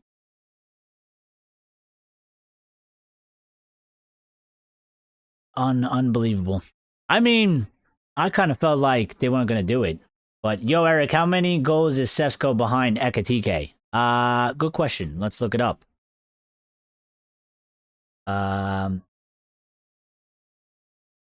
Sesko versus Ekitike. And obviously, we'll do the seasons, but we'll also do the Premier League. Because, obviously, they're playing in extra competition. In terms of, what the hell? Oh. Let's find out. Are they going to show? Do I have the stats? Am I going to get them? Goals. This is in the Premier League, I believe, okay? In the Premier League, I think Sesko has 7, it says. And Ekitike has 11. Okay? I do believe that Ekitike has more matches played, though. Pox is here, says, yo, Wolves, yeah. You see Humpty Dumpty Slotty? He's crying big tears because he had a big fall. He had a great fall. Dude, where is the, like, let me see, Premier League stats. Where is the official Premier League? When you need things and you can't find it, where is the Premier League website? Unbelievable. Unbelievable, Google. I have a complaint as well. Google, I don't know what they've done to Google, okay? But, like, they need to fix Google. Because Google used to be, you type something in, you find your shit. Now, the thing you're looking for is fucking buried, and you never find it. You never find it. Having Liverpool lose is good news for us. Absolutely. Having Liverpool lose is always good news for us, regardless of the situation. Whether they're in first and we're getting relegated or, you know, whatever it is. Fantastic. Love it. Box says, fair play Wolves, 2 massive wins versus our rivals in the last few days. Yeah. And I was saying that, listen, they are shit, okay? They've done well in the last 2 games. I do give them credit because, again, their season has been over for quite some time. And they could easily just roll out there and basically say, fuck all of this. This is a waste of our time. And basically just get steamrolled 6-0 every match. But credit to that manager and credit to those players because they literally have nothing to play for other than the badge, pride, and for the fans. You know, they've been relegated for a long time. And we've experienced something to that degree of not relegation, but when basically our season was turned to turmoil and we weren't going to win anything, or we've, you know, been in a really bad situation, we've seen our players basically just fucking down tools and give up, which is what we said can never happen. And that's where I give these players at least a bit, you know, a bit of respect in that terms, because I mean, I feel like in a lot of situations you've seen just players, especially at the bigger clubs, especially the ones that earn the more money. You know what I mean? Especially the ones that maybe are a bit more selfish and self-entitled. Like, they will just down tools and they'll be like, fuck this. I ain't giving 100% effort. For what? Season's over. We're not winning anything. We ain't getting fucking Champions League. We're not, you know, it's over. Why should I try? Fuck this. Fuck the manager. Fuck the club. You know. With them, at least, listen, they have nothing to play for. They're not going to save their season. They're getting relegated. They're going to be in the championship. But they're still going into matches trying. So, Leeds lost tonight to Sunderland. Oh, yeah. I forgot to check I got so carried away with this match that I forgot to check the results of the other matches. Bournemouth, Brentford tied 0-0. I thought they were winning 1-0. I guess they took the goal away. Everton won 2-0 versus Burnley. And Leeds, yes, they did end up losing 0-1. That was the scoreline in the 80th minute. So, amazing times. Cool. Let's see if he passes him. I think he can, definitely. I think Sesko can definitely pass him. I'm still trying to find the actual website. They're going to make me go to PremierLeague.com or whatever the fuck it is, all right? Premier League player comparison.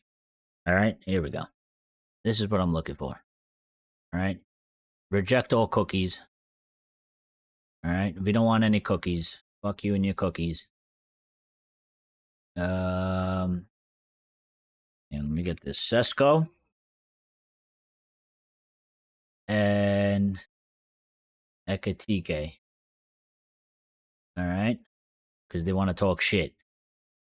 So, all seasons. Well, not all seasons. This season, motherfucker. Well, I guess all seasons is this season for them in the Premier League. So, Sesko has 23 appearances, okay? Ekatike has 26 appearances. Sesko has played 1,208 minutes. Ekatike has played 1,776 minutes. Ekatike has 11 goals, and Sesko has 8. All right? Ekatike has 4 assists. Sesko has 1. But I don't really give a shit about the assists. He's my striker. Put the ball into the back of the net. All right? And I guess we could compare them even like this. Attack, goal involvements. Ekatike, 15 goal involvements. Sesko, 9 goal involvements. Expected XG, 9 for Ekatike. Expected goals. I said expected XG. Expected goals. And expected goals for Sesko, 6.5. Sesko has had 21 shots inside the box. Ekatike has had 15. Ekatike has had 9 shots outside the box. Sesko with 4. Touches in the opposition box, 134 to Ekatike. To Sesko, 77. Sesko has hit the woodwork 3 times. Ekatike has hit the woodwork once. I will say this. Number one, Sesko has played about 500 minutes less than Ekatike. Okay? He's also had 3 less appearances than Ekatike, but 500 minutes. 500 minutes is accumulative to, that can't be right. Oh, I did divided by 9. I meant to do divided by 90. 500. I knew something was wrong. Divided by 90. That's about 5.5 matches he's played more. Okay?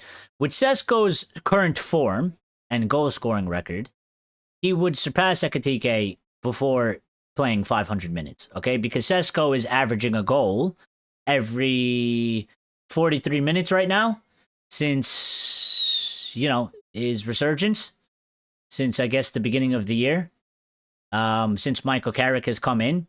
Sesko is averaging 1 goal every 43 minutes. So he would get more goals than Ekitike before, right?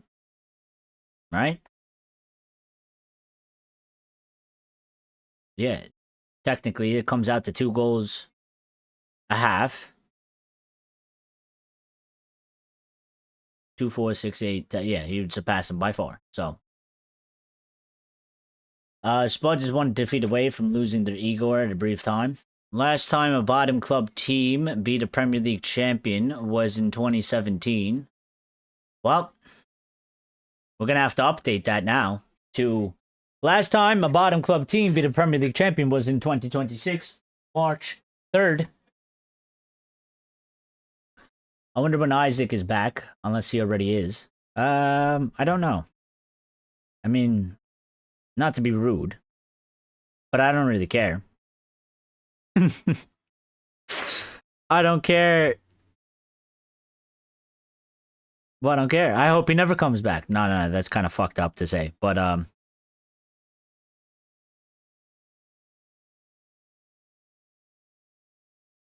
that means something serious would have happened to him. We don't want that. But, no, he's out. He has an ankle injury.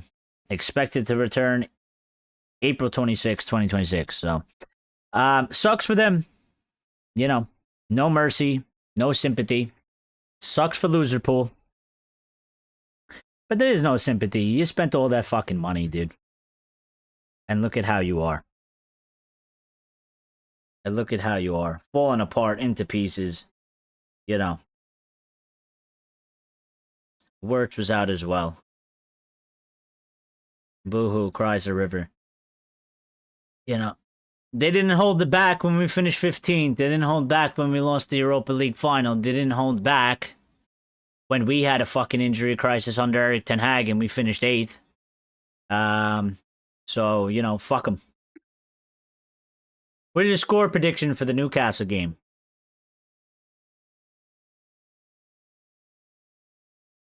I think both teams will score. And I'm going for a win. I'm going for a 2-1,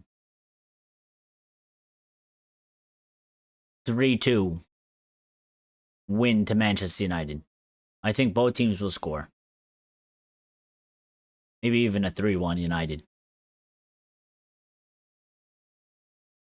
I feel like Newcastle will play in a manner where there will be space and there will be many of opportunities. And also, I was sort of looking at this before. I was doing it much earlier, but I'll do it again since a lot of you just joined, afterwards.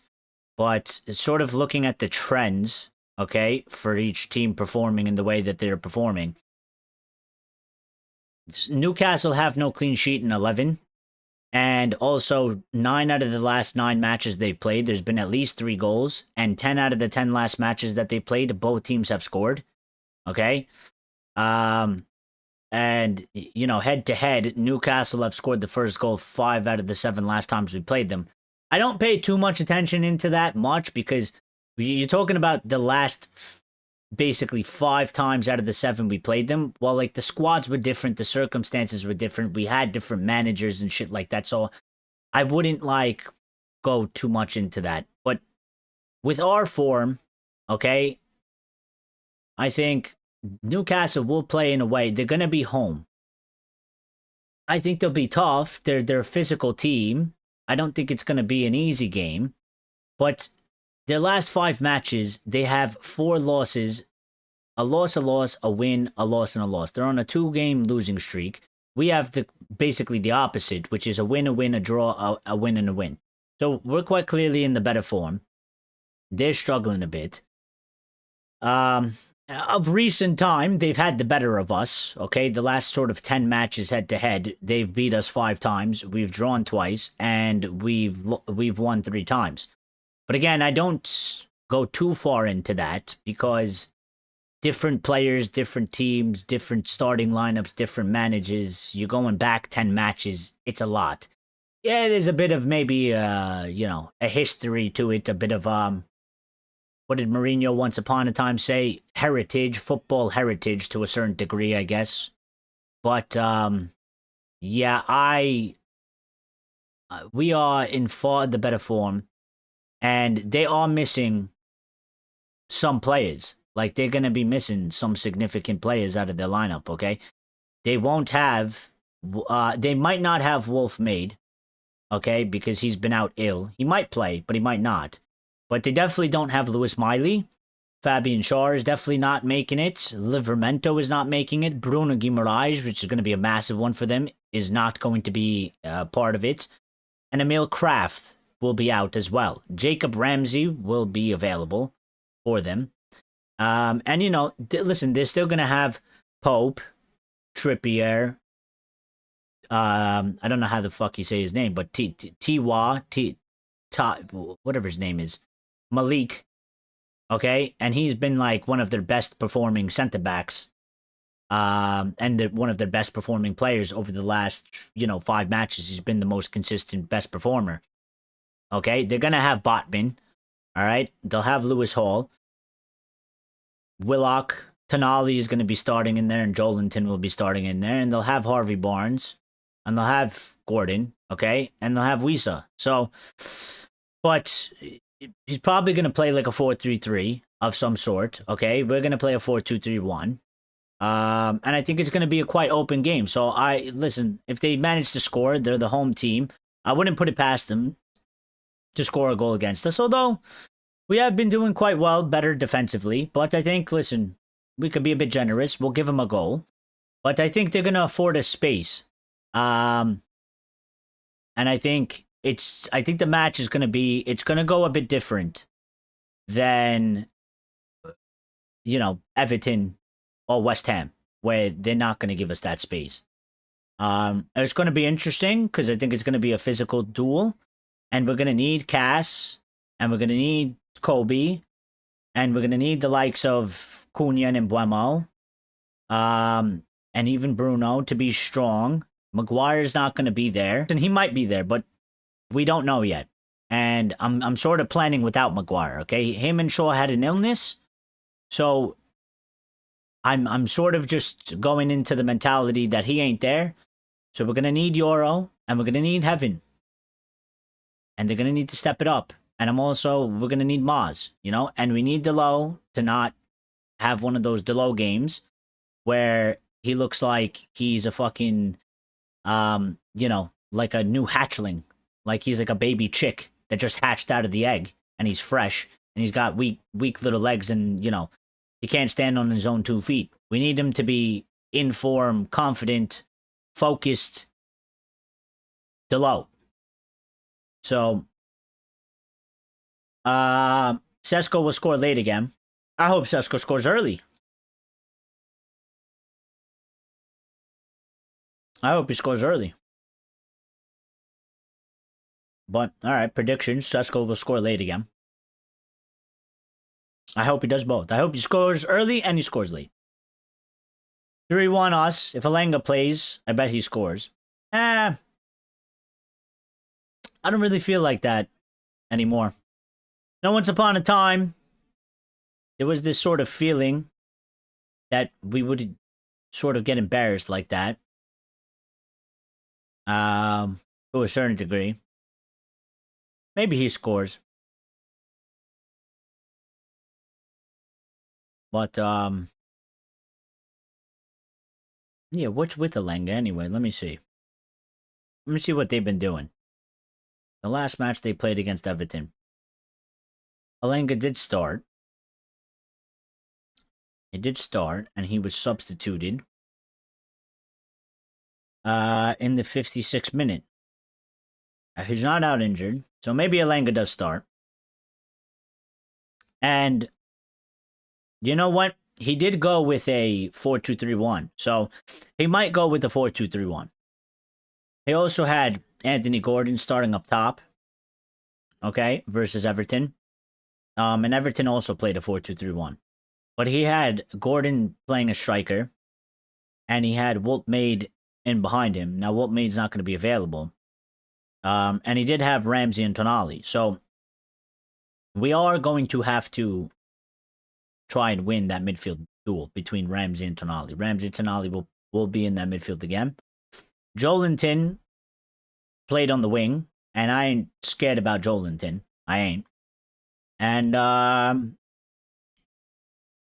you know, really it's their other winger. And really, maybe it'd be Anthony Gordon. You know, the guys with speed, maybe they give me a bit of worry.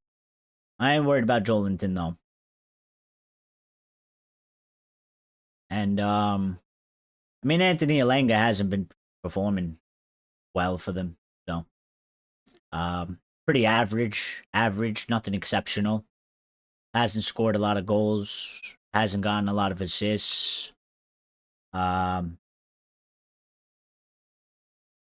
know, even as of late, I think in the last 1, 2, 3, 4, 5, 6, 7, 8, 9, 10 matches, he's got a goal. He's got 1 goal in 10 matches, no assists. But I ain't worried too much about him. I would like to see another goal from Cunha. I would like to see a couple goals. I would like to see Cunha score a goal. I'd like to see Sesko score a goal. I'd like to see Mbeumo score a goal.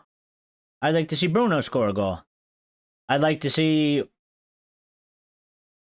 anybody score a goal, really. But, yeah, I'd like a goal from Sesko. I'd like a goal from Cunha. I'd like a goal from Mbeumo.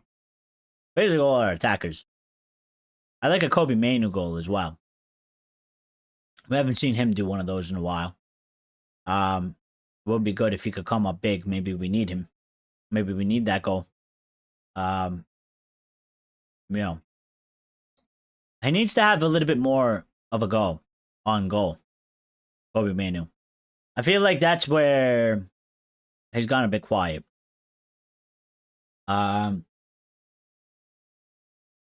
You know, I would like to see him shoot the ball a little bit more. And shoot the ball in the air. And curl it. Finesse it a bit. You know what I mean? Finesse the ball into the top corners. See if you get a goal out of it. Let's see a good performance from Bruno. Sesko hat-trick to catch Ekitike. That would be hilarious if he does that. If Maguire doesn't play, then I hope Heaven gets a chance. Well, he has to, Simon. Who else is he going to play? Who else is he going to play? Unless he, I mean, what? You know, play Mazawari as center back if Luke Shaw is available. You know, you know. Brown Knight says, "What did I miss? You missed the whole show. You missed us celebrating Liverpool losing. You missed we did a United show and then we turned it to a hate along. Okay, you know, the last 10 minutes of the Wolves Liverpool match. You missed us celebrating. You missed us enjoying Wolves. Okay, the Wolves have eaten the bird. Okay, I don't even know what kind of bird that is that Liverpool is. I don't know what kind of bird that's supposed to be. But the Wolves have eaten the bird for dinner today, okay? I think Lemons will have his hands full, maybe. I'm not concerned. I don't know. Simon is coming off a bit anxious to me. Bit concerned. I'm not really concerned. I don't feel that way. I feel pretty confident. I ain't really worried about Newcastle. All that much. I'm more concerned about us in terms of I think we got to bring the levels. We got to do our job. I think if we bring our levels and we do our job, I think we're fine. You know, I ain't really worried too much about Newcastle.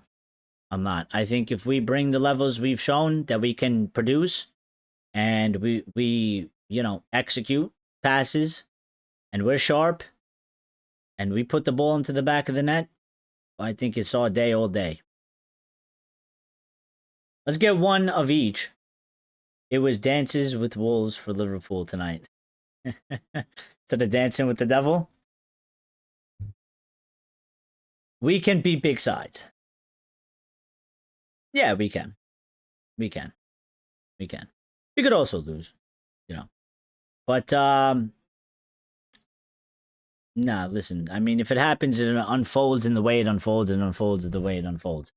But listen, guys, I do enjoy the chats, right? And I would stick around more, but I can't. I actually have to go take care of something, okay? So tomorrow we will be live, okay? We're going to be live twice. We're going to do a watch along for the game. We'll be live an hour before the match kicks off, doing a pre-match build-up. We'll talk about the lineups. We'll talk about who's involved in the squad. We'll see if we're feeling any type of different when we see the lineups, score predictions again. And we'll see, the lineup of Newcastle. Okay? And then, if you don't stick around for the watch along, okay? No big deal. But I'd appreciate it very much if you guys can, if it's possible, make a little bit of an effort. Just pop in, say hi before the match, or even right before the match kicks off. Smash a like on the video, because that helps a ton, okay? And then, go do your thing. If you want to go watch it alone, or whatever it is that you go do. Maybe you go to a pub or something like that, and, go do what you got to do. And then, if you can make it for the Red Devil recap after, then, we'll have a full discussion with each other. And we'll do what we usually do in the Red Devil recap, which I always thoroughly enjoy the Red Devil recaps. Everybody has so much good opinions and thoughts. So, the past 3 games we have been lethargic, so let's wake up. I will miss the match as I'm going to the hospital for a procedure. Oh, well, I hope it's not that serious of a procedure. But yeah, I hope it goes well, whatever it may be. And we wish you all the best. So, good luck with that, Simon. I don't know how long that's going to take you. But you may miss the match. If the procedure is done, and you're available, pop in after, and we'll update you about it, But yeah, good luck with that. I hope everything goes well. Everything's okay. Simon says I'm going 2-2. Have a good day, all. All right. Fair play. Fair play. Most United fans usually tend to give us the win. Simon's going for a 2-2. I respect it. I respect it a ton. I'm sticking with we're winning this game, and I'm going to go for a 2-1 or a 3-1. Manchester United. That's what I'm going for. I will miss the next few streams. Okay, fair enough. Fair enough. All right, well, good luck with everything then, Simon. Take care of yourself, and we look forward to you coming back, and I hope everything goes well, and, just wish you all the best, mate, So, whatever it may be. You don't have to tell us. I don't need to know. If you don't want to tell us, it's fine. Don't worry about it. But yeah, just wish you all the best, bro. Be good, and yeah, we'll see you when you get back, okay? But take care, all right, and stay safe, and yeah, just good luck on whatever it is, and hopefully it goes well, all right? Renosa says, later, dude, later. Thank you. Listen, thank you, everybody that smashed the like button. Okay, thank you to all of the people supporting. All right. Thank you, everybody that smashed the like button. If you didn't hit the like button, just make sure you do it on the way out. Okay, very important. But thank you to everybody that got involved in the live chat. Thank you to everybody that is always supporting the channel. And we look forward to seeing you tomorrow. For those of you that are going to be around or can make it. All right, and for those of you that are not, we look forward to seeing you at another time. All right, everybody, have a good evening. Celebrate the Liverpool loss appropriately. Don't get too carried away, but celebrate it appropriately. Okay, have some fun. Enjoy the rest of your Tuesday nights. Eat something good if you haven't done so already. Watch something entertaining or something like that. Really, relax a little bit, take it in. Look after yourself. Feel good. Maybe go work out if that's what you're gonna do. I'm gonna go do that. I know Bruno so likes to go hike. So, you know, whatever it is, do something that makes you feel good. It's important. De-stress. It's important. Um, and we'll see each other soon. All right. Thank you guys. Appreciate you. Love every single one of you. Can never say how grateful I am for the support. So greatly appreciate it. All right. Take care, guys. Be good.